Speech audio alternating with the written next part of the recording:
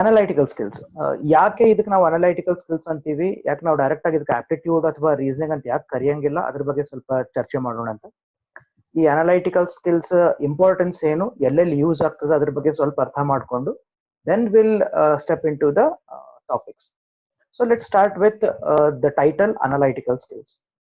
ಏನಿದು analytical skills? Analytical ಅಥವಾ ಈ ಅನಲೈಸಿಸ್ ಅನ್ನೋದಕ್ಕೆ ನಾವು ಕನ್ನಡ ಒಳಗೆ ವಿಶ್ಲೇಷಣೆ ಅಥವಾ ವಿಶ್ಲೇಷಿಸುವುದು ಅಂತ ಕರಿತೀವಿ. ವಾಟ್ ಯು ಮೀನ್ ಬೈ ವಿಶ್ಲೇಷಣೆ ಅಥವಾ what you mean by analytical ಅಂತಂದ್ರೆ, ಒಂದು ಯಾವ್ದಾದ್ರು ಒಂದು ಕಾಂಪ್ಲೆಕ್ಸ್ ಪ್ರಾಬ್ಲಮ್ ಇರ್ತದೆ, ಒಂದು ಯಾವ್ದೋ ಒಂದು ದೊಡ್ಡದೊಂದು ಏನೋ ಒಂದು ಸಮಸ್ಯೆ ಇದೆ, ಗಹನವಾದ ಒಂದು ಸಮಸ್ಯೆ ಇದೆ, ಅದಕ್ಕೆ ಒಂದು ಸೊಲ್ಯೂಷನ್ ನಾವು ಕಂಡು ಹಿಡಿಬೇಕು.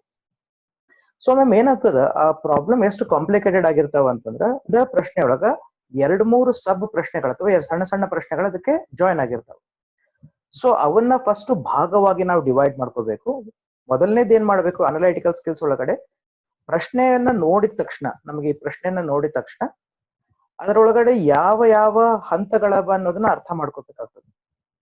ಸೊ ಈ ಯಾವ್ಯಾವ ಹಂತಗಳವ, ಯಾವ್ಯಾವ ಟಾಪಿಕ್ ಸಂಬಂಧಪಟ್ಟಿದ ಪ್ರಶ್ನೆಗಳು ಕೇಳ್ಯಾರ ಅಂತ ಗೊತ್ತಾಗ್ಬೇಕು ಅಂತಂದ್ರೆ ಸ್ವಲ್ಪ ಬೇಸಿಕ್ ನಮ್ಗೆ ಅರ್ಥ ಆಗ್ಬೇಕಾಗ್ತದೆ. ಸೊ ಈ ಅನಲೈಟಿಕಲ್ ಸ್ಕಿಲ್ಸ್ ನಾವು in general we call it as problem solving skills ಅಂತ ಕರಿತೀವಿ. What you mean by problem solving skills? ಈಗ ನಾಳೆ ನೀವು ಜಾಬ್ ಮಾಡ್ಲಿಕ್ಕೆ ಇಂಟರ್ವ್ಯೂ ಕೊಡ್ಲಿಕ್ಕೆ ಹೋಗ್ತೀರಿ. See one thing you need to understand, last 10-15 years in the job market, whether it is private jobs or corporate jobs, ನಾವು job ಮಾಡ್ಲಿಕ್ಕಂತ ಹೋದಾಗ first ನಮ್ಗೆ ಇಂಟರ್ವ್ಯೂ ಪ್ರೊಸೆಸ್ ಏನಾಗ್ತದ, ಆ ಇಂಟರ್ವ್ಯೂ ಪ್ರೊಸೆಸ್ ಒಳಗಡೆ generally by default first round will be the so called aptitude or analytical test ಇದ್ದು ಒಂದು ಪರೀಕ್ಷೆ ಆಗ್ತದೆ. ಯಾಕೆ ಈ ಒಂದು ಪರೀಕ್ಷೆಯನ್ನ ನಮ್ಮ ಈ ಇಂಟರ್ವ್ಯೂ ಟೈಮ್ ಒಳಗಡೆ ತಗೋತಾರ ಅಂತ ಅರ್ಥ ಮಾಡ್ಕೋಬೇಕು. As I said, analytical skill is called as problem solving skills. ಒಂದು ಕೆಲಸವನ್ನ ನಮಗೆ ವಹಿಸ್ಕೊಟ್ಟಾಗ ಆ ಕೆಲಸವನ್ನ ನಾವು ಮಾಡ್ಕೊಂಡು ಹೋಗಬೇಕಾದ್ರೆ ಎಷ್ಟು ಅಕ್ಯುರೇಟ್ ಆಗಿ ಆ ಒಂದು ಕೆಲಸದ ಸಂದರ್ಭದಲ್ಲಿ ಬರುವ ಸಮಸ್ಯೆಗಳಿಗೆ ನಾನು ಪರಿಹಾರ ಕೊಡಬಲ್ಲೆ ಅನ್ನೋ ಒಂದು ಕ್ಷಮತೆಯನ್ನ ಅರ್ಥ ಮಾಡ್ಕೋಬೇಕಾಗಿದ್ದು ಈ ಒಂದು ಅನಲೈಟಿಕಲ್ ಸ್ಕಿಲ್ಸ್ ಇಂದ ಗೊತ್ತಾಗ್ತದೆ. ಸೊ ಯಾವ್ಯಾವ ಪ್ರಾಬ್ಲಮ್ಗಳು ಬರ್ತಾವ, ಯಾವ ತರದ ಪ್ರಾಬ್ಲಮ್ಗಳು ಬರ್ಲಿ ಅಥವಾ ಯಾರಿಂದ ಪ್ರಾಬ್ಲಮ್ಗಳು ಬರ್ಲಿ ಅಥವಾ ಅದಕ್ಕೆ ಏನೇನ್ ಪಾಸಿಬಲ್ ಸೊಲ್ಯೂಷನ್ ಇರ್ಬೋದು ಅನ್ನೋ ಒಂದು ಚಾಕ್ಯತೆ ಅಂದ್ರೆ ಎಕ್ಸ್ಪರ್ಟೈಸ್ ನಮಗ್ ಬರ್ಬೇಕು ಅಂತಂದಾಗ ಈ ಒಂದು ಕ್ವಾಲಿಟೀಸ್ ನಮಗೆ ಬೇಕಾಗ್ತದೆ. ಹಂಗಿತ್ತು ಅಂತಂದ್ರೆ ಈ ಒಂದು ಅನಲೈಟಿಕಲ್ ಸ್ಕಿಲ್ಸ್ ಅನ್ನು ನಾನು ಜನರಲ್ ಆಗಿ ತುಂಬಾ ಬ್ರಾಡ್ ಆಗಿ ನಾನು ಇದನ್ನ ಮಾಡ್ಲಿಕ್ಕೆ ಬೇಸಿಕ್ ಆಗಿ ನಾನು ಡಿವೈಡ್ ಮಾಡ್ಬೇಕು ಅಂತಂದ್ರೆ, ಒಂದನ್ನ ನಾವು ಕ್ವಾಂಟಿಟೇಟಿವ್ ಅಂತ ಕರಿತೀವಿ, ಇನ್ನೊಂದನ್ನ ನಾವು ರೀಸನಿಂಗ್ ಅಂತ ಕರಿತೀವಿ. ವರ್ಡ್ ಕ್ವಾಂಟಿಟೇಟಿವ್, ಕ್ವಾಂಟ್ ಅಂತ ಬಂತು ಅಂದ್ರೆ ಇದು ಮ್ಯಾಥಮೆಟಿಕ್ಸ್ ರಿಲೇಟೆಡ್, ಅಲ್ಲಿ ಗಣಿತದ ವಿಷಯಗಳ, ಗಣಿತಕ್ಕೆ ಸಂಬಂಧಪಟ್ಟ ಕೆಲವೊಂದು ಪ್ರಶ್ನೆಗಳಿರ್ತಾವೆ. ರೀಸನಿಂಗ್ ಅಂತ ಬಂತು ಅಂದ್ರೆ it is all based on logic, ತರ್ಕಗಳು. ಸೊ ಈ ಎರಡು ನಾನು ವಿಭಾಗಗಳನ್ನ ನಿಮಗೆ ಕೊಟ್ಟಾಗ ಸಲೀಸಾಗಿ ನಮ್ಗೆ ಅರ್ಥ ಆಗ್ಬೇಕಾಗಿದ್ದೇನು ಅಂತಂದ್ರೆ, ಈ ಅನಲೈಟಿಕಲ್ ಸ್ಕಿಲ್ಸ್ ಸಂಬಂಧಪಟ್ಟ ವಿಷಯವನ್ನ ನಾನು ಅರ್ಥ ಮಾಡ್ಕೋಬೇಕು ಅಂದ್ರೆ ಬೇಸಿಕಲಿ ನನ್ನ ಮ್ಯಾಥಮೆಟಿಕಲ್ ಎಬಿಲಿಟಿ ಬಹಳ ಚಲೋ ಇರಬೇಕು. ಸೆಕೆಂಡ್, ನನ್ನ ಲಾಜಿಕಲ್ ಎಬಿಲಿಟಿ ಬಹಳ ಚಲೋ ಇರಬೇಕು. ತರ್ಕ ಮತ್ತು ನನ್ನ ಗಣಿತದ ಒಂದು ಎಬಿಲಿಟಿ ಬಹಳ ಚಲೋ ಇರಬೇಕು. ಇಷ್ಟ ಇದ್ರೆ ಸಾಕ? ಇಲ್ಲ, ಇಲ್ಲಿ ಇನ್ನ ಒಂದು ಹಂತ ನಾವು ನೆಕ್ಸ್ಟ್ ವಿಚಾರ ಮಾಡ್ಬೇಕಾಗ್ತದೆ. ಏನು ಅಂತಂದ್ರೆ ಇಷ್ಟಕ್ಕೆ ನಾವು ನಡೆಯಂಗಿಲ್ಲ, ಇಲ್ಲಿ ಇನ್ನೊಂದು ಬೇಕಾಗ್ತದೆ. ಏನು ಅಂತಂದ್ರೆ ನಾಲೆಜ್ ಅಬೌಟ್ ಇಂಗ್ಲಿಷ್. ಯಾಕಂದ್ರೆ ಎಲ್ಲಾ ಪ್ರಶ್ನೆಗಳು ಇಂಗ್ಲಿಷ್ ಒಳಗಿರ್ತಾವ. ಸೊ ನನ್ನ ಪ್ರಕಾರ ಈ ಅನಲೈಟಿಕಲ್ ಸ್ಕಿಲ್ಸ್ ಅನ್ನೋ ಒಂದು ಹೆಡ್ಡಿಂಗ್ ಒಳಗಡೆ ಅದ್ರ ಅಂಡರ್ ಏನೇನ್ ಯಾವ್ಯಾವ ಟಾಪಿಕ್ಸ್ ಗಳು ಬರ್ತಾವಲ್ಲ ಅವನ್ನ ನಮಗ್ ಸಾಲ್ವ್ ಮಾಡ್ಬೇಕು ಅಂದ್ರೆ ಬೇಸಿಕ್ ಆಗಿ ನಮ್ಮ ಇಂಗ್ಲಿಷ್ ರೀಡಿಂಗ್ ಅಂಡರ್ಸ್ಟ್ಯಾಂಡಿಂಗ್ ಎಬಿಲಿಟಿ ಬಹಳ ಸ್ಟ್ರಾಂಗ್ ಇರಬೇಕು. ಮುಂದಿನ ಹಂತದಾಗ ನಾನು ನಿಮ್ಗೆ ಕ್ವಶನ್ಸ್ ಗಳನ್ನ ಅಂತಲ್ಲಿ ನಾನು ತೋರಿಸ್ಲಿಕ್ಕೆ ಸ್ಟಾರ್ಟ್ ಮಾಡಿದಾಗ ಯು ವಿಲ್ ಅಂಡರ್ಸ್ಟ್ಯಾಂಡ್ ಯಾಕೆ ಅದ್ರ ಇಂಪಾರ್ಟೆನ್ಸ್ ಬರ್ತದೆ ಅಂತಂದು. So English ability, reading and understanding ability ಬಹಳ ಸ್ಟ್ರಾಂಗ್ ಇರಬೇಕು. ಬೇಸಿಕ್ ಮ್ಯಾಥಮೆಟಿಕ್ ಎಬಿಲಿಟಿ ಬಹಳ ಸ್ಟ್ರಾಂಗ್ ಇರಬೇಕು. ಬೇಸಿಕ್ ಮ್ಯಾಥಮೆಟಿಕ್ ಅಂತಂದ್ರೆ ಯಾವ್ದನ್ನ ನಾವು ಕರಿತೀವಿ ಅಂತಂದ್ರೆ 8th 9th 10th ನಮ್ಮ ಏನು ಸ್ಕೂಲಿನ ಮ್ಯಾಥಮೆಟಿಕ್ಸ್ ಇತ್ತಲ್ಲ ಆ ಬೇಸಿಸ್ ನಮಗೆ ತುಂಬಾ ಸ್ಟ್ರಾಂಗ್ ಆಗ್ಬೇಕಾಗ್ತದೆ. ಅಂಡ್ ಥರ್ಡ್, ನಮ್ಮ ತರ್ಕಗಳು, ಲಾಜಿಕ್. ಈ ಮೂರು ಎರಡು ವಿಚಾರನ ಇಲ್ಲಿ ಸಲೀಸಾಗಿ ನಾವು ಅರ್ಥ ಮಾಡ್ಕೋಬಹುದು. ಏನು, ಇಂಗ್ಲಿಷ್ ಅನ್ನ ಪ್ರಾಕ್ಟೀಸ್ ಮಾಡಿ ಕಲಿಬಹುದು, ಮ್ಯಾಥಮೆಟಿಕ್ಸ್ ಪ್ರಾಕ್ಟೀಸ್ ಮಾಡಿ ಕಲಿಬಹುದು. ಈ ತರ್ಕವನ್ನ ನಾವ್ ಹೆಂಗ ಬೆಳೆಸ್ಕೊಳಿಕ್ ಆಗ್ತದ ಅಂತಂದ್ರೆ, ಈ ತರ್ಕವನ್ನ ಬೆಳೆಸ್ಕೊಳ್ಳೋದು ಯಾವಾಗ ಅಂತಂದ್ರೆ when we have that openness and open minded and comparison mode ಒಳಗೆ ನಾವು ಬಂದಾಗ, ನಾವು ಅದನ್ನ ವಿಶಾಲವಾಗಿ ಅದನ್ನ ಅರ್ಥ ಮಾಡ್ಕೊಂಡು ಅದನ್ನ ಪರಿಶೀಲನೆ ಮಾಡೋ ಗುಣ ನಮ್ಮ ಒಳಗಿದ್ದಾಗ ನಮ್ಮ ತರ್ಕ ಅಥವಾ ನಮ್ಮ ಈ ಲಾಜಿಕಲ್ ಎಬಿಲಿಟಿ ಸ್ಟ್ರಾಂಗ್ ಆಗ್ತದೆ. So with this simple base of 8th 9th 10th mathematics, and logic and a simple understanding and reading ability of mathematics. ನಾವು ಈ ಒಂದು ಅನಲೈಟಿಕಲ್ ಸ್ಕಿಲ್ಸ್ ಗಳನ್ನ ನಾವು ಸ್ಟಾರ್ಟ್ ಮಾಡಬೇಕಾಗ್ತದೆ. ಇಲ್ಲಿ ಇನ್ನೊಂದು ವಿಚಾರ ಹೇಳಿ ನಾನು ಮುಂದುವರಿತೇನೆ. ಯಾಕಂದ್ರೆ ಎಷ್ಟೋ ಜನ ನೀವು ಡಿಗ್ರಿ ಸ್ಟೂಡೆಂಟ್ಸ್ ಇರ್ತೀರಿ ಅಥವಾ ಪಿ ಜಿ ಸ್ಟೂಡೆಂಟ್ ಇರ್ತೀರಿ.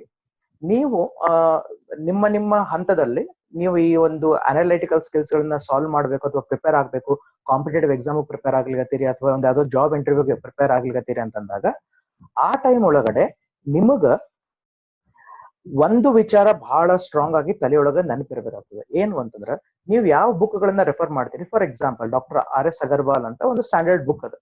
ಸೊ ಆ ಬುಕ್ ಅನ್ನ ನಾವು ರೆಫರ್ ಮಾಡೋಬೇಕಾದ್ರೆ ಏನಾಗ್ತದ, ಅಲ್ಲಿ ಕೊಟ್ಟಿರೋ ಪ್ರಶ್ನೆಗಳಿಗೆ ಅವ್ರು ಎಷ್ಟು ಉತ್ತರ ಕೊಟ್ಟಾರಲ್ಲ ಅದನ್ನ ನಾವು ನಮ್ಮ ಹಂತದೊಳಗೆ ನಾವು ಮಾಡ್ಲಿಕ್ಕೆ ಟ್ರೈ ಮಾಡಿದಾಗ ಬಹಳ ಸರ್ತಿ ನಮ್ಗದು ಕನ್ಫ್ಯೂಷನ್ ಆಗ್ತದೆ ಅಥವಾ ನಮಗದು ಅರ್ಥ ಆಗಂಗಿಲ್ಲ.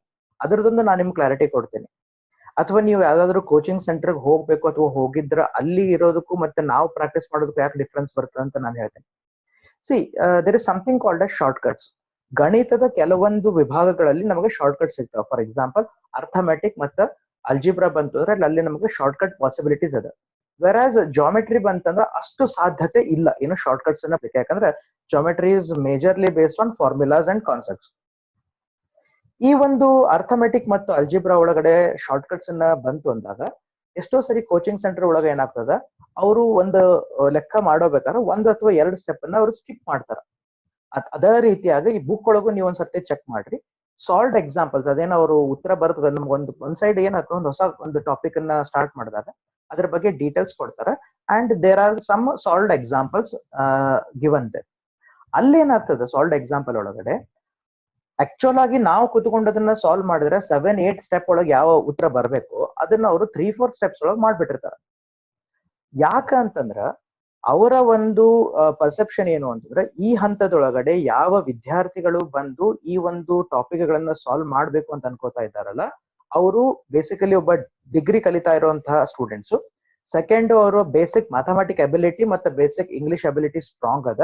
ಅದನ್ನ ಅರ್ಥ ಮಾಡ್ಕೊಂಡು ಅವ್ರು ಇಲ್ಲಿ ಇದನ್ನ ಸಾಲ್ವ್ ಮಾಡ್ಲಿಕ್ಕೆ ಬಂದಾರ ಅನ್ನೋ ಪರ್ಸೆಪ್ಷನ್ ಇಟ್ಟುಕೊಂಡು ಆ ಲೆಕ್ಕಗಳನ್ನ ಅಲ್ಲಿ ಮಾಡಿರ್ತಾರೆ. ಅದೇ ತರನ ಅಲ್ಲಿ ಏನು ಕೋಚಿಂಗ್ ಸೆಂಟರ್ ಒಳಗಡೆ ಶಾರ್ಟ್ ಕಟ್ಸ್ ತಗೋತಾರೆ.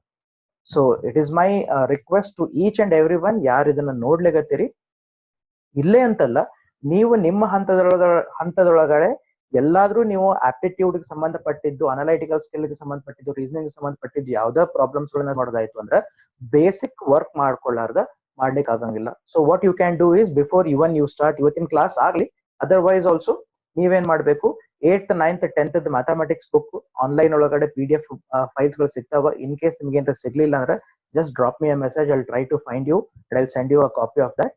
ಸೊ ಬೇಸಿಕ್ ಅದನ್ನ ಸ್ಟ್ರಾಂಗ್ ಮಾಡ್ಕೋರಿ, ಬ್ರಷ್ ಅಪ್ ಮಾಡ್ಕೋರಿ. ಆಲ್ ಅಡಿಷನ್, ದೆನ್ ಕೂಡ್ಸೋದು, ಕಳಿಯೋದು, ಗುಣಾಕಾರ, ಭಾಗಾಕಾರ ಅಂತ ಏನ್ ಬರ್ತದೆ, LCM HCF. ಇನ್ನೊಂದೇನ್ ಸಮಸ್ಯೆ ಬರ್ತದೆ, ಮ್ಯಾಕ್ಸಿಮಮ್ ನಾವು ಈ ವಿದ್ಯಾಪೋಷಕದ ಏನ್ ಕಮ್ಯುನಿಟಿ ಒಳಗೆ ಇದೀವಲ್ಲ ನಾವೆಲ್ಲ ಕನ್ನಡ ಮೀಡಿಯಂ ಬ್ಯಾಕ್ ಗ್ರೌಂಡ್ ಇಂದ ಬಂದಿವಿ. ನಾವು ಕಲ್ತಿದ್ ಎಲ್ಲಾ ಸಬ್ಜೆಕ್ಟ್ಸ್ ಗಳನ್ನು ಅಥವಾ ನಾವು ಕಲ್ತಿದ್ ಗಣಿತದ ಎಲ್ಲಾ ವಿಷಯಗಳು ಮತ್ತೆ ಅದೆಲ್ಲಾ ಕಾನ್ಸೆಪ್ಟ್ಸ್ ಗಳು ಕನ್ನಡ ಒಳಗಿದ್ವು. ನಮ್ಗೆ ಲಸ ಅಂತ ಕಲ್ತಿದ್ದು ಈಗ LCM ಅಂತ ಆಗ್ಯದ. ಸೊ ಹಿಂಗ ಪ್ರತಿಯೊಂದನು ನಾವು ಕಲ್ತಿದ್ದು ಲ್ಯಾಂಗ್ವೇಜ್ ಚೇಂಜ್ ಆಗೋದ್ರಿಂದ ನಮಗ್ ಏನಾಗ್ತದೆ, ಕೆಲವೊಮ್ಮೆ ಪ್ರಶ್ನೆಗಳನ್ನ ಅರ್ಥ ಮಾಡ್ಕೊಳ್ಬೇಕಾದ್ರೆ ಸಮಸ್ಯೆ ಬರೋ ಚಾನ್ಸಸ್ ಅದ. ಸೊ ಡೈರೆಕ್ಟ್ ಆಗಿ ಒಮ್ಮೆನೆ ಯಾವ್ದೋ ಒಂದು ದೊಡ್ಡ ಪುಸ್ತಕವನ್ನ ತೆಗೆದ್ಬಿಟ್ಟು ಡೈರೆಕ್ಟ್ ಆಗಿ ನಾವು ಕಾನ್ಸೆಪ್ಟ್ ಗಳನ್ನ ಎಸ್ಪೆಷಲಿ ಬೇಸಿಕ್ ಅನ್ನ ಅರ್ಥ ಮಾಡ್ಕೊಳ್ಳಾರ್ದ ಡೈರೆಕ್ಟ್ ಆಗಿ ನಾವು ಏನಾದ್ರು ಕಾನ್ಸೆಪ್ಟ್ ಬಂದ್ವಿ ಅಂತಂದ್ರೆ ನನಗೆ ಹೆದರಿಕೆ ಆಗೋ ಚಾನ್ಸಸ್ ಜಾಸ್ತಿ ಇದೆ. ಯಾಕಂದ್ರೆ ನನಗೆ ಅದು ಅರ್ಥ ಆಗಂಗಿಲ್ಲ. So it is my sincere request to each and every one of you, start working on your basics. Please do not forget your basics. Basics will help you. So start from the basic. ಇವತ್ತಿನ class ಆಗ್ಲಿ, ಇವತ್ತಿನದಲ್ಲಿ ಬಹಳ simple ಎರಡು topic ಅವನ್ನ ಆಗ್ಲಿ. So by tomorrow's ನಮ್ದೇನ್ ಮತ್ತೆ ನಾಳೆ ಕ್ಲಾಸಿಗೆ ಬರ್ತೀವಲ್ಲ ಅಷ್ಟರೊಳಗಡೆ ಸ್ವಲ್ಪ ನಾವು ಬೇಸಿಕ್ ಅನ್ನ ಸ್ಟ್ರಾಂಗ್ ಮಾಡ್ಕೊಂಡು ಬರೋಣ. ವಿತ್ ಆಲ್ ದೀಸ್ ಪ್ರಿಫೇಸ್, ಇಷ್ಟೊಂದು ಡಿಸ್ಕಷನ್ ಆದ್ಕೂಳೆ will directly jump to the first topic of today's discussion and it is analogy. Analogy ಅನ್ನೋದು ನಮ್ಮ ಈ ಏನು ಎರಡು ನಾನು ಡಿವೈಡ್ ಮಾಡಿದಲ್ಲ ನಿಮ್ಗೆ, ಒಂದು ಕ್ವಾಂಟಿಟೇಟಿವ್ ಆಪ್ಟಿಟ್ಯೂಡ್ ಮತ್ತು ಲಾಜಿಕಲ್ ರೀಸನಿಂಗ್ ಅಂತ ಬರ್ತದಲ್ಲ, this is part of reasoning ಒಳಗೆ ಬರ್ತದೆ. ರೀಸನಿಂಗ್ ಒಳಗೆ ಬರೋ ಮೊದಲನೇ chapter and one of the simple topic to be started with. ನಾನು ಹೆಂಗ ಟಾಪಿಕ್ ಗಳನ್ನ ನಾನು ಅರೇಂಜ್ ಮಾಡ್ಕೊಂಡು ಹೋಗಿನಿ ಅಂತಂದ್ರೆ, ಸಿಂಪಲ್ ಆಗಿ ಇರೋ ಟಾಪಿಕ್ ಅನ್ನ ಫಸ್ಟ್ ತಗೊಂಡು ಸ್ವಲ್ಪ ಕಾನ್ಫಿಡೆನ್ಸ್ ಅನ್ನ ಬೆಳೆಸ್ಕೊಂಡು ಹೋದಂಗ ನೆಕ್ಸ್ಟ್ ಕಾಂಪ್ಲಿಕೇಟೆಡ್ ಟಾಪಿಕ್ಸ್ ಅನ್ನ ತಗೊಳ್ಳಿಕ್ಕೆ ನಮ್ಗೆ ಈಸಿ ಆಗ್ತದೆ.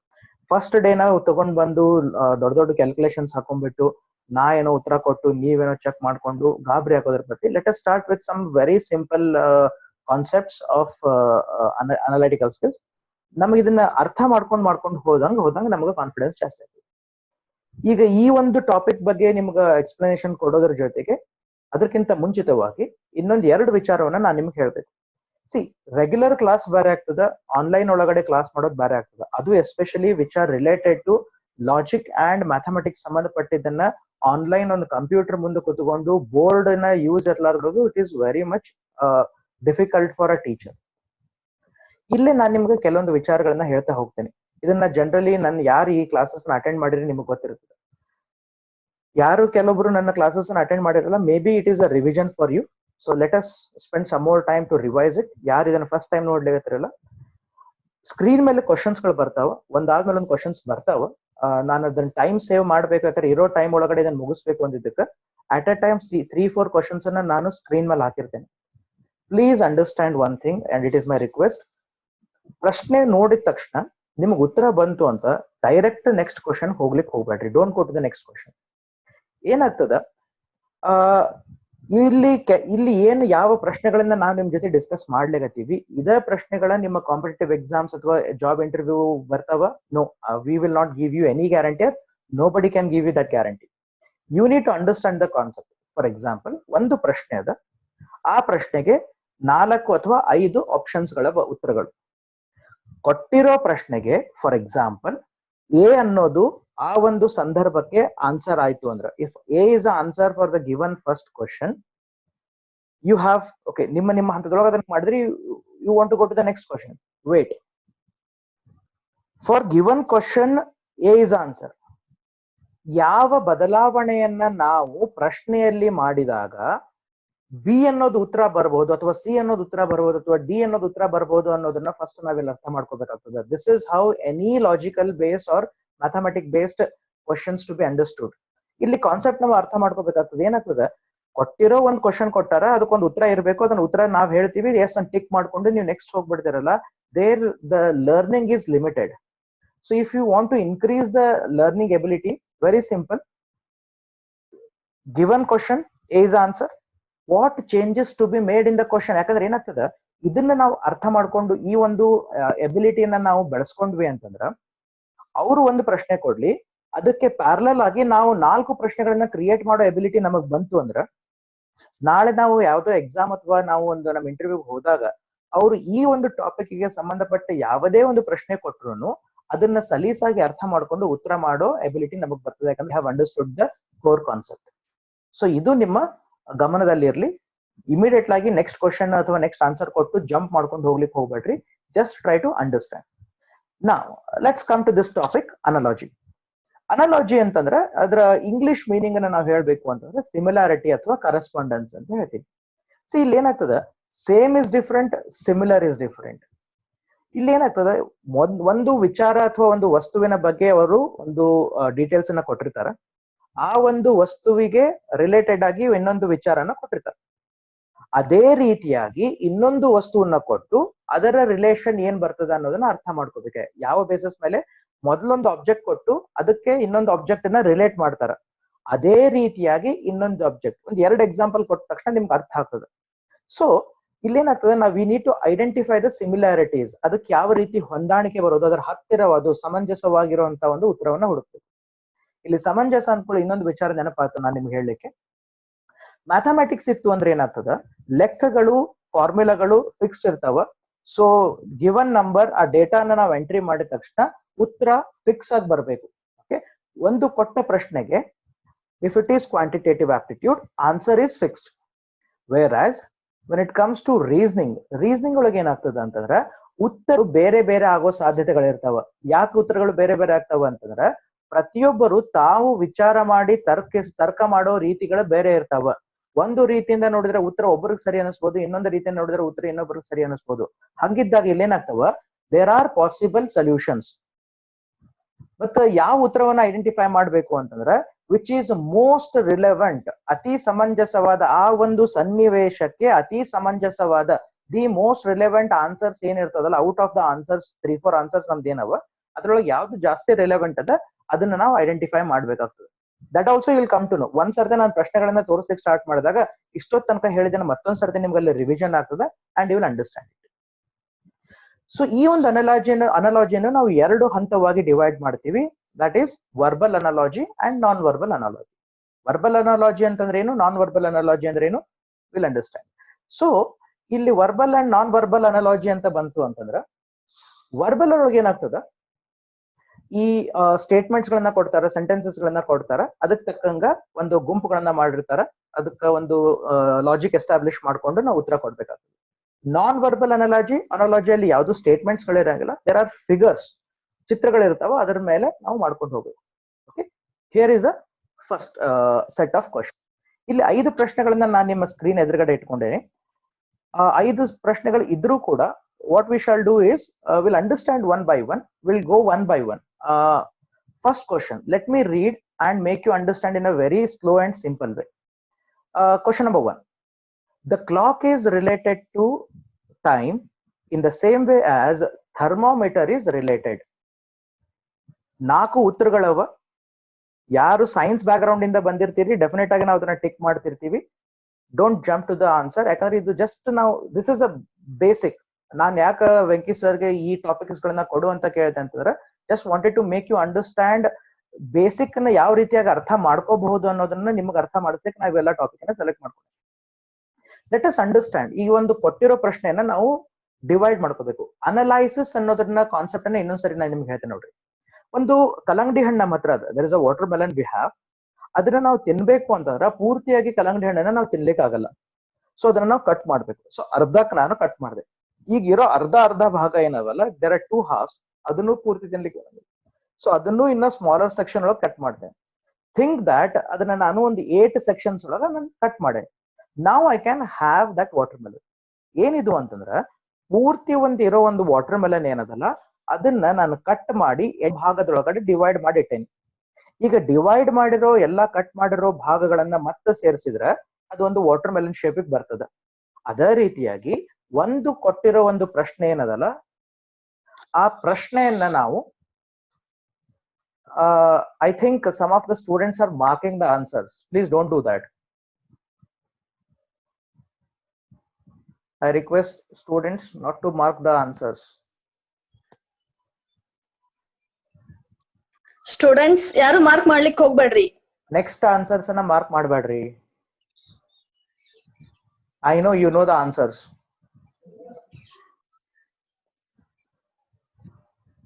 Venki sir, can you erase those? Hello sir, Venky sir mute ಅಲ್ಲಿ ಇದ್ದಾರೆ. Okay, I'll erase it. Okay, it's a request to all the students. I know you know the answers. Okay, have a patience. Wait, let us understand. Okay, now what I was telling, ನಾವು ಇದನ್ನ water melon ಬಗ್ಗೆ ನಾನು ನಿಮ್ಗೆ ಹೇಳುತ್ತಿದ್ದೆ. ಒಂದು ಪ್ರಶ್ನೆಯನ್ನ ನಾವು ತಗೊಂಡಾಗ ಆ ಪ್ರಶ್ನೆಯನ್ನ ಫಸ್ಟ್ ನಾವು ಡಿವೈಡ್ ಮಾಡ್ಲಿಕ್ಕೆ ಕಲಿಬೇಕು. ಇಟ್ ಇಸ್ ಸಿಮಿಲರ್ ಟು ಏನಂತಾರಲ್ಲ ಪೋಸ್ಟ್ ಮಾರ್ಟಮ್ ಅಂತ ಕರಿತೀವಿ. ಸೊ ಭಾಗಗಳಾಗಿ ಡಿವೈಡ್ ಮಾಡ್ಕೊಂಡು ಹೋಗಿ ಯಾವ ಭಾಗಕ್ಕೆ ಯಾವ್ದು ಉತ್ತರ ಆಗುತ್ತೆ ಅನ್ನೋದನ್ನ ಸೇರಿಸ್ಕೊಂಡು, ಅಂದ್ರೆ ವಿಭಜನೆ ಮಾಡೋದನ್ನ ಫಸ್ಟ್ ನಾವು ಕಲಿಬೇಕು. ಒಂದು ಕ್ವಶನ್ ಅನ್ನ ಡಿವೈಡ್ ಮಾಡೋದು ಕಲಿಬೇಕು ಫಸ್ಟ್. ದೆನ್ ಅದನ್ನ we need to understand how to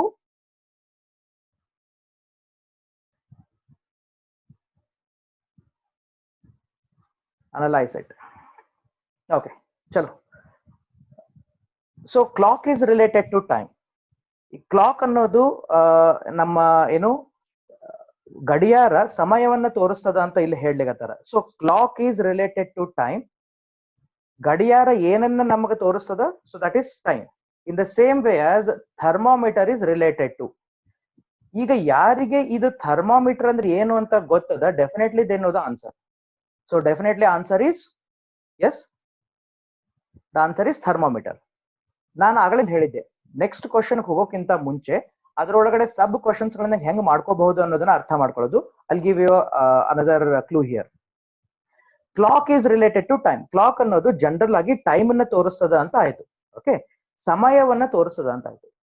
ಈಗ if the question is clock is related to hour, clock is related to hour ಅಂದ್ರೆ ಏನು, ಈ ಗಡಿಯಾರ ಗಂಟೆಯನ್ನ ತೋರ್ಸತ್ತೆ ಅಂತ ಕೊಟ್ಟಾಗ ಇಲ್ಲೇ ಉತ್ತರ ಟೆಂಪರೇಚರ್ ಅಂತ ಬರ್ತಿದ್ದಿಲ್ಲ, thermometer is equal to temperature ಅಂತ ಬರ್ತಿದ್ದಿಲ್ಲ. ಯಾಕಂದ್ರೆ ಥರ್ಮಾಮೀಟರ್ ತೋರಿಸೋದು temperature.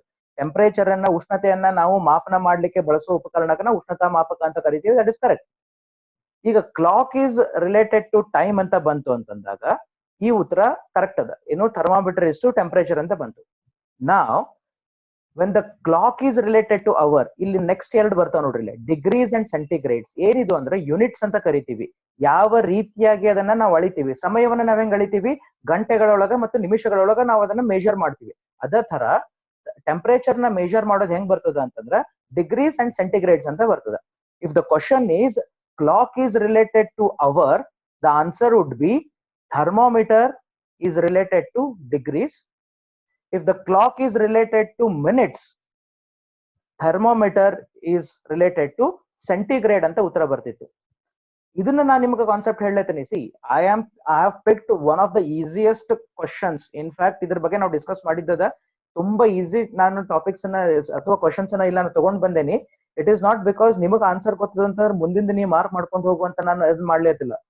Please understand, even we have done these mistakes during our camps in our classes. ಏನು ಅಂತಾರೆ, ನೆಕ್ಸ್ಟ್ ಕ್ವಶನ್ ಜಂಪ್ ಮಾಡೋದ್ರಾಗ ಶಾಣತನ ಇಲ್ಲ. ಇದ್ದಿದ್ದ ಕ್ವಶನ್ಸ್ ಅನ್ನ ಪೂರ್ತಿಯಾಗಿ ಅರ್ಥ ಮಾಡ್ಕೊಳ್ಳೋದ್ರಾಗ there is lot of learning. So this is how you need to develop that ability of breaking down each question and try to create few more questions possible. Okay, this is first question. Second question, waves is related to air in the same way as ripple is related to ಅಂತ ಬಂತು. ಏನಿದು, ಈ waves ಅನ್ನೋದು ಗಾಳಿಗೆ ನಾವು relate ಮಾಡ್ತೀವಿ ಅಂತಂದಾಗ ripple is related to ಅಂತ ಬಂತು. ಸಮಸ್ಯೆ ಬರೋದೆಲ್ಲೇ ಅಂತಂದ್ರ, ಈ ರಿಪಲ್ ಅನ್ನೋ ಶಬ್ದ ಏನು ಅಂತ ನನಗೆ ಗೊತ್ತಿತ್ತು ಅಂದ್ರ ಸಲೀಸಾಗಿ ನಾನು ಉತ್ತರ ಕೊಡ್ತೇನೆ. That is what I said, the importance of basic mathematics, importance of logical ability, and the importance of English, basic English knowledge of reading and understanding ಅಂತ ಹೇಳಿದೆ. ಓದ್ಕೊಳ್ಳಿಕ್ಕೆ ಮತ್ತು ಅದನ್ನ ಅರ್ಥ ಮಾಡ್ಕೊಳ್ಳಿಕ್ಕೆ ಬೇಕಾಗಿರೋ ಎಬಿಲಿಟಿ ನಮಗೆ ಬೇಕಾಗ್ತದೆ. ಸೊ ರಿಪಲ್ ಅಂದ್ರೆ ಏನು ಅನ್ನೋದನ್ನ ಫಸ್ಟ್ ನಾವು ಅರ್ಥ ಮಾಡ್ಕೊಳ್ಳೋಣ. If I show you that image what is ripple, you will get to know the answer. So this is ripple. ಏನಿದು ರಿಪಲ್ ಅಂತಂದ್ರೆ, ನೀವು ಒಂದು ವಾಟರ್ ಸರ್ಫೇಸ್ ಮೇಲೆ ಒಂದು ಎಲಿನೋ ಅಥವಾ ನೀರಿನ ಡ್ರಾಪ್ ಬಿದ್ದಾಗ ಅದ್ರ ಸುತ್ತಲೂ ಏನು ಸರ್ಕಲ್ ಫಾರ್ಮೇಶನ್ ಆಗ್ತದಲ್ಲ, ನೀರಿನ ಸರ್ಕಲ್ ಫಾರ್ಮೇಶನ್ ಹಾಕೊಂಡು ಪ್ರೊಪಗೇಶನ್ ಆಗ್ತದಲ್ಲ, that propagation of disturbance created on the surface of water is called as ripple. Direct ಆಗಿ ನಮ್ಗೆ ಉತ್ತರ ಸಿಕ್ಬಿಡ್ತೀಗ. ಏನು, waves is related to air in the same way as ripple is related to water ಅಂತ ನನ್ಗೆ ಇಲ್ಲೇ answer ಸಿಕ್ತು. ಇದನ್ನ ಇನ್ನೊಂದು ರೀತಿಯಾಗಿ ನಾನು ಅರ್ಥ ಮಾಡ್ಕೋಬಹುದು ಅಂತಂದ್ರ, air. See here, answer number option number A, wind. Wind is somewhere related to air. Yes. Number 2, storm, birugali, again related to air. Smoke, hoge, it is again related to air. So when air ಅನ್ನೋದು ಈ ಮೂರು possibility ಒಳಗದಂದ್ರೆ wave will be created in wind, storm and smoke, then odd man out in this group is water. This is how the other way of identifying, if you have patience and if you have time. Otherwise, if you know the meaning of the word, the answer is with you. Next question, saw is related to carpenter in the same way as scissors is related to saw ಅಂದ್ರೆ ಗರಗಸ carpenter use ಮಾಡ್ತಾನ. ಒಬ್ಬ ಬಡಿಗ use ಮಾಡೋ ಉಪಕರಣಕ್ಕ ಅವರು carpenter ಸಾ ಅಂತ ಕರೆದಾರ, ಗರಗಸ ಅಂತ ಕರೆದಾರ. Hacksaw is used by carpenter in the same way as scissors, ಕತ್ತರಿ. ಈ ಕತ್ತರಿಯನ್ನು ಯಾರು ಯೂಸ್ ಮಾಡ್ತಾರೆ? Before you even answer, I have one more thing to tell you. ಇಲ್ಲಿರೋ 4 ಜನ ಕತ್ತರಿಯನ್ನ ಯೂಸ್ ಮಾಡ್ತಾರೆ. they use the scissors. For example, painter, ಅವ ತನ್ನ card sheet ನ ಕಟ್ ಮಾಡ್ಲಿಕ್ಕೆ scissors ಯೂಸ್ ಮಾಡ್ತಾನ. ಕುಕ್, ಹಾಲಿನ ಎಣ್ಣೆ ಪ್ಯಾಕೆಟ್ ಇರ್ತದ ಅದನ್ನ ಕಟ್ ಮಾಡ್ಲಿಕ್ಕೆ ಯೂಸ್ ಮಾಡ್ಕೋತಾರ. ಫಾರ್ಮರ್, ಈ ಗೊಬ್ಬರ ಚೀಲ ಕಟ್ ಮಾಡ್ಲಿಕ್ಕೆ ಯೂಸ್ ಮಾಡ್ಕೋತಾರ. ಅಂಡ್ ಟೇಲರ್, ಬಟ್ಟೆ ಕಟ್ ಮಾಡ್ಲಿಕ್ಕೆ ಕತ್ರಿ ಯೂಸ್ ಮಾಡ್ತಾರೆ. ಸೊ ಇದ್ರಾಗ ಏನದ ಅಂತಂದ್ರ, all these 4 people they use scissors. ಆದ್ರೆ ಹೆಂಗದ, ಈ ಗರಗಸವನ್ನ ಅತಿ ಹೆಚ್ಚಾಗಿ ಯಾರು ಯೂಸ್ ಮಾಡ್ತಾರ? ಕಾರ್ಪೆಂಟರ್. ಈ 4 ಜನರ ಒಳಗಡೆ ಅವರವರ ಪ್ರೊಫೆಷನ್ ಒಳಗಡೆ ಬೇರೆ ಬೇರೆ ಉಪಕರಣಗಳು ಇರ್ತಾವ. ಅದ್ರ ಒಳಗಡೆ ಯಾವ ಉಪಕರಣ ಅವರು ಜಾಸ್ತಿ ಬಳಸ್ತಾರ ಅನ್ನೋ ಒಂದು ಕಾನ್ಸೆಪ್ಟ್ ಇದು. ಸೊ ಇನ್ ದಿಸ್ ಕಾಂಟೆಕ್ಸ್ಟ್ ಈ ಒಂದು ಸಂದರ್ಭದೊಳಗಡೆ ಈ 4 ಜನರಲ್ಲಿ ಟೇಲರ್ ಏನಿದಾನಲ್ಲ ಈ ಇದಕ್ಕೆ ಜಾಸ್ತಿ ಅವನು ಬಳಸ್ತಾನ. So answer is tailor. Before we go to the next question, before one more ಏನು ಇಲ್ಲ ಒಂದು ಸಣ್ಣದೊಂದು ನಾನು ನಿಮಗ ಪ್ರಶ್ನೆ ಒಳಗ ಚೇಂಜ್ ಮಾಡ್ತೇನೆ. ಈಗ ಇಲ್ಲಿ ಫಾರ್ಮರ್ ಅಂತ ಏನದಲ್ಲ, ಈ ಫಾರ್ಮರ್ ಅನ್ನ ನಾನು ತೆಗೆದು ಬೇರೆ ಒಂದು ಆಪ್ಷನ್ ಅನ್ನ ಆಡ್ ಮಾಡ್ತೀನಿ. For example same question same ಅದ. Saw is related to carpenter in the same way as scissor is related to ಅಂತದಲ್ಲ. First is painter, second is cook, fourth is as usual tailor, third option ನಾನು farmer ತೆಗೆದು barber ಅಂತ ಮಾಡ್ತೇನೆ. Barber, ಕ್ಷೌರಿಕ. ಈಗ ಏನಾಗ್ತದ, ಅವಾಗ ಈ 4 ಜನರ ಒಳಗಡೆ ಈ ಇದ್ದಿದ್ದು 4 ಜನರೊಳಗಡೆ ಟೇಲರ್ ಜಾಸ್ತಿ ಕತ್ರಿನ ಯೂಸ್ ಮಾಡ್ತಿದ್ದ ಅಂದಿದ್ದಕ್ಕ ಅವನಿಗೆ ಆಪ್ಷನ್ ಕೊಟ್ವಿ ನಾವು ಆನ್ಸರ್ ಆಸ್ ಅ ಟೇಲರ್ ಅಂತ. ಈಗ ಫಾರ್ಮರ್ ತೆಗೆದು if we make it as barber, ಈ 4 ಜನರೊಳಗಡೆ ಟೇಲರ್ ಕಿಂತ ಜಾಸ್ತಿ ಕತ್ರಿ ಯೂಸ್ ಮಾಡೋದು barber. The option answer is now B. Please understand, here is logic you need to understand. ಏನಾಗ್ತದ, ಇದ ಪ್ರಶ್ನೆಯನ್ನ ಅವರು ಎಕ್ಸಾಮ್ ಒಳಗೆ ಕೊಡ್ತಾರ ಅನ್ನೋದನ್ನ ತಲೆಯೊಳಗೆ ಇಟ್ಕೊಳ್ಬೇಡ್ರಿ ಯಾವಾಗ್ಲೂ. ಈ ಒಂದು ಪ್ರಶ್ನೆ ಒಳಗಡೆ ಏನೇನೆಲ್ಲ ಬದಲಾವಣೆಗಳನ್ನ ನಾವು ಮಾಡಬಹುದು ಅಂತಂದಾಗ ನಾವು you will understand relevant answer and most relevant answer. ಸಮಂಜಸ ಉತ್ತರಗಳು ಮತ್ತು ಅತಿ ಸಮಂಜಸ ಉತ್ತರಗಳು ಯಾವ್ಯಾವ ಸಂದರ್ಭಕ್ಕೆ ಈ ಪ್ರಶ್ನೆಯಲ್ಲಿ ಬದಲಾವಣೆಗಳಾಗ್ತಾವ, ಆಪ್ಷನ್ಗಳಲ್ಲಿ ಬದಲಾವಣೆಗಳಾಗ್ತಾವ, ಉತ್ತರಗಳು ಹೆಂಗ್ ಬದಲಾಗ್ತಾವ ಅನ್ನೋ ಒಂದು ಏನು ಜ್ಞಾನ ನಿಮ್ಗ ಗೊತ್ತಾಕೋತ್ ಹೋತು ಅಂದ್ರ ದಿಸ್ ಬಿಕಮ್ಸ್ ಏನು easy task for you. You are done with this kind of a question answer, right? Fourth question, man is related to walk. ಒಂದು ಜಾಗದಿಂದ ಇನ್ನೊಂದು ಜಾಗಕ್ಕೆ ಒಬ್ಬ ಮನುಷ್ಯ ಹೋಗ್ತಾನ, ಅದಕ್ಕೆ ನಡಿಗೆ ವಾಕ್ ಅಂತ ಕರೀತಾರೆ. In the same way as fish is related to, I don't have to tell you anything, fish is related to swim. ಸೊ ಇದೊಂದು ಚಲನೆ. ಈಗೇನಾಗ್ತದ, ಇಲ್ಲಿ ಉತ್ತರ ಡಿಫಿಕಲ್ಟ್ ಇದ್ದದಲ್ಲ, ಬಟ್ ಪ್ರಶ್ನೆಯನ್ನ ಹೆಂಗ್ ಅರ್ಥ ಮಾಡ್ಕೋಬೇಕು ಅನ್ನೋದನ್ನ ಸ್ವಲ್ಪ ಇಲ್ಲಿ ನಾವು ಏನೋ ಪರಿಶೀಲನೆ ಮಾಡೋಣ. Man is related to walk. Immediately first ತಲೆಯೊಳಗ ಲಾಜಿಕ್ ಹೆಂಗ್ ಸ್ಟಾರ್ಟ್ ಆಗ್ಬೇಕು ಅಂತಂದ್ರೆ man is related to walk, ಒಂದ್ ಕಡೆಯಿಂದ ಇನ್ನೊಂದ್ ಕಡೆ ಹೋಗ್ಬೇಕು. ಈ ಚಲನೆ, ಇದಕ್ಕೆ ನಾವು ನಡೆಯೋ ಒಂದ್ ಕಡೆಯಿಂದ ಇನ್ನೊಂದ್ ಕಡೆ ಹೋಗ್ತಾರೆ, ಇದಕ್ಕೆ ನಾವು ಚಲನೆ ಅಂತ ಕರಿತೀವಿ. Okay, very good. So next, ಮೀನು ಒಂದ್ ಕಡೆಯಿಂದ ಇನ್ನೊಂದ್ ಕಡೆ ಹೋಗ್ತದ. ಈ ಒಂದು ಕಡೆ ಇನ್ನೊಂದ್ ಕಡೆ ಹೋಗೋದು ಕಾನ್ಸೆಪ್ಟ್ ಮೇಲೆ, ಆ ಆಧಾರದ ಮೇಲೆ ಈ ಒಂದು ಪ್ರಶ್ನೆ ಮಾಡ್ಯಾರ. So answer should be swim. Now, needle is related to knit in the same way as loom is related to.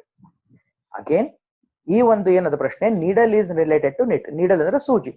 ಈ ಸೂಜಿಯನ್ನ ನಾವು ಏನು ನಿಟ್ ಅಂದ್ರೆ ಕೈ ಹೆಣಿಕೆ ಅಂತ, ಕೈಯಿಂದ ನಾವು ಹೆಣೆಯೋದು ಅಂತೀವಿ ಅಥವಾ ಕೈ ಹೊಲಿಗೆ ಅಂತೀವಲ್ಲ, ಅದಕ್ಕೆ ನಾವು ನಿಟ್ ಅಂತ ಅಂತೀವಿ. ಸೊ ಒಂದು ಹೆಣೆಯೋದನ್ನ, ಕೈಯಿಂದ ಹೆಣೆಯೋದಕ್ಕ ನಾವು ನಿಟ್ಟಿಂಗ್ ಅಂತ ಕರ್ಕೊಂಡು ಹೋಗ್ತೀವಿ. ಈ ನೀಡಲ್ ಅಂದ್ರೆ ನಾವು ಈ ಎಲ್ಲ ಸ್ವೆಟರ್ ಅದು ಮಾಡ್ತಾ ಇರ್ತಾರಲ್ಲ ಅಂತದನ್ನು ಕನ್ಸಿಡರ್ ಮಾಡ್ಬೋದು. ಅದರಿಂದ ನಾವು ನಿಟ್ ಮಾಡ್ತೀವಿ ಅಂದ್ರೆ ಅದನ್ನ ಹೆಣಿತೀವಿ ಅಂತ ಬಂತಂದ್ರೆ ಲೂಮ್ ಈಸ್ ರಿಲೇಟೆಡ್ ಟು. ಯಾರಿಗೆ ಈ ಲೂಮ್ ಅನ್ನೋದು ಏನಂತ ಗೊತ್ತದ, they have the answer with you. And people who have never heard about what is loom, ಯಾರು ಇದು ಲೂಮ್ ಅಂದ್ರೆ ಏನಂತ ಗೊತ್ತಿಲ್ಲ ಅಂತಂದ್ರೆ ದೇ ವಿಲ್ ನಾವು ಏನಾಗ್ತಾರ, ಉಳಿದಿದ್ದನ್ನ ಅಲ್ಲೇ ಇದ್ದಿದ್ರೊಳಗ ಈ ಕಾನ್ ಮನೆಗೆ ಕರೋಡ್ಪತಿ ಒಳಗೆ ಹೆಂಗ್ 50-50 ಆಪ್ಷನ್ಸ್ ಅವಲ್ಲ, ಅವನ್ನ ಎಲ್ಲ ಟ್ರೈ ಮಾಡ್ಕೊಂಡು ಹೋಗ್ತಾರೆ. Again I am reminding you, the ability of English is very much essential. Loom ಅನ್ನೋ ವರ್ಡ್ ಇನ್ನೊಂದು ನಾವು ಆಕ್ಚುಲಿ ನಮ್ಮ ಮನೆ ಹತ್ರ ಅಥವಾ ನಮ್ಮ ಊರೊಳಗಡೆ ಎಕ್ಸಿಬಿಷನ್ ಅದು ಬಂದಿರ್ತದ, ಅದ್ರಾಗ ಸ್ವಲ್ಪ ರಿಲೇಟೆಡ್ ಅದ. ಹ್ಯಾಂಡ್ಲೂಮ್ಸ್ ಅಂತ, ಹ್ಯಾಂಡ್ಲೂಮ್ ಸೇಲ್ಸ್ ಅಂತ ಬರ್ತದ. Handloom. Okay, understand this. So ಆ ಹ್ಯಾಂಡ್ ನ ತೆಗೆದ್ಬಿಟ್ಟು ಬರೀ ಲೂಮ್ ಅಂತ. So what you mean by loom? ಮಗ್ಗ ಅಂತ ಕರಿತೀವಿ, ಕೈ ಮಗ್ಗ ಅಥವಾ ಎಲೆಕ್ಟ್ರಿಕಲ್ ಲೂಮ್ಸ್ ಅಂತ ಕರಿತೀವಿ. ಏನು ಇದನ್ನ ಮಾಡ್ಲಿಕ್ಕೆ ಏನೋ ನಾವು ನೇಯೋಕೆ ನೇಯೋದನ್ನ ಏನ್ ಮಾಡ್ತೀವಲ್ಲ ಅದನ್ನ ನಾವು ಲೂಮ್ ಅಂತ ಕರಿತೀವಿ. So when you know what is loom, the answer is wave. Fine.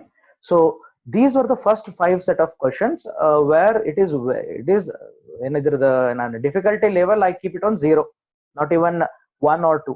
It is just to begin, to start with warm up ಮಾಡ್ಕೊಳ್ಳಿಕ್ಕೆ ಇಷ್ಟು ನಾವು ತಗೊಂಡಿದ್ವಿ.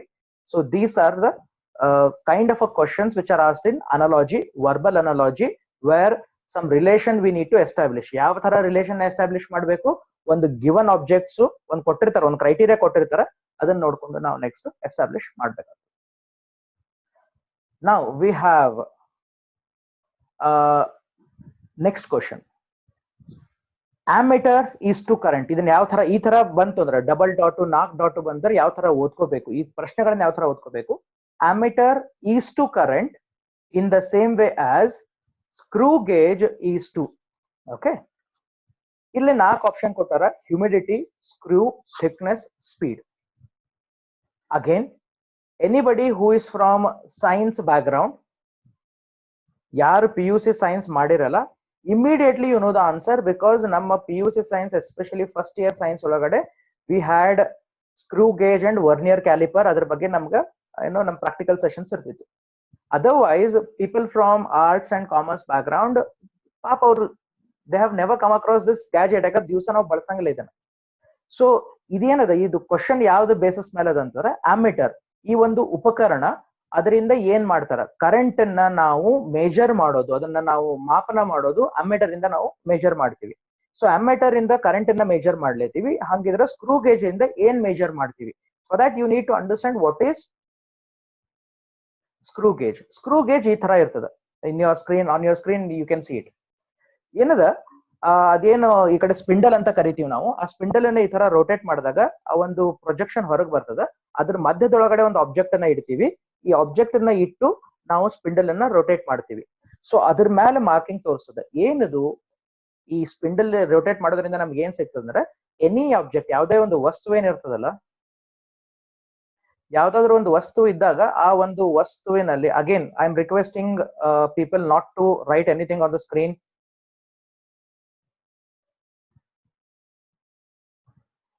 ನೀವು ಸ್ಕ್ರೀನ್ ಮೇಲೆ ಬರೀಲಿಕ್ಕೆ ನನ್ ಫ್ಲೋ ತಪ್ಪಾಗ್ತದ, ನಾನು ಅಳ್ಸ್ಕೋತ್ ಕೂಡ್ಬೇಕಾಗ್ತದ. Let's not do that. Okay, please have patience, wait. Okay, so ನಾಳಿಂದ what we shall do is, tomorrow onwards we shall have this as a webinar instead of making it as a meeting, so that I'll be having more control on the screen.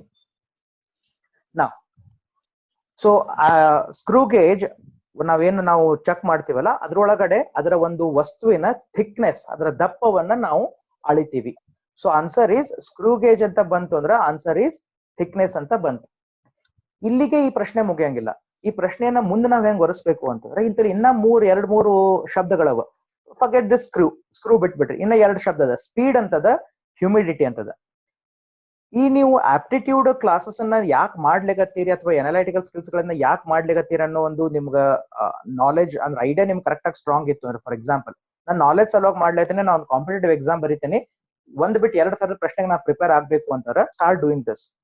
ಇದ್ರ answer ನಿಂಗೆ thickness ಅಂತ ಗೊತ್ತಾಯ್ತಾ? Fine. ನಾವು ಹ್ಯೂಮಿಡಿಟಿನ major ಮಾಡ್ಲಿಕ್ಕೆ ಯಾವ ಉಪಕರಣಗಳನ್ನ use ಮಾಡ್ತಾರ, speed ಅನ್ನ ಬಳಸಲಿಕ್ಕೆ ಯಾವ ಉಪಕರಣ ಯೂಸ್ ಮಾಡ್ತಾರ, ವೋಲ್ಟೇಜ್ ಅನ್ನ ಬಳಸಲಿಕ್ಕೆ ಯಾವ ಉಪಕರಣ ಬಳಸ್ತಾರ, ರೆಸಿಸ್ಟೆನ್ಸ್ ಅನ್ನ ಬಳಸಲಿಕ್ಕೆ ಯಾವ ಉಪಕರಣ ಬಳಸ್ತಾರ ಅನ್ನೋದನ್ನ ನೀವು ಲಿಸ್ಟ್ ಮಾಡ್ಬೇಕಾಗ್ತದ.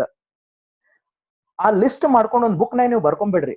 ಯಾಕಂದ್ರೆ ಆ ಬುಕ್ ನಾಗ ನೀವು ಬರ್ಕೊಂಡ್ರಿ ಅಂತಂದ್ರೆ ದೆನ್ ಈ ನೆಕ್ಸ್ಟ್ ಕ್ವಶನ್ ನಾಗ ಆಮ್ಮೀಟರ್ ಬದ್ಲಿ ಅದೇನೋ ಸಿ, ಫಾರ್ ಎಕ್ಸಾಂಪಲ್ ಇದಾಗ ಪ್ರಶ್ನೆ ಕೊಟ್ಟು ಸ್ಕ್ರೂ ಗೇಜ್ ಬದ್ಲಿ ರೆಸಿಸ್ಟೆನ್ಸ್ ಈಸ್ ಮೆಜರ್ಡ್ ಆಸ್ ಅಂತ ಕೊಟ್ಟು ಒಂದು ಬೇರೆ ಒಂದು ಆಬ್ಜೆಕ್ಟ್ ಕೊಟ್ಟಿದ್ರೆ, ಅದ್ರ ಬೇರೆ ಒಂದು 2-3 ಹೆಸರು ಕೊಟ್ರೆ ಅದಕ್ಕೆ ಉತ್ತರ ನಮಗೆ ಬರೀಲಿಕ್ಕೆ ಬೇಕಾಗ್ತದೆ. So make a list of this. I'm here today. Once again, I'm telling you, my dear friends, I'm here.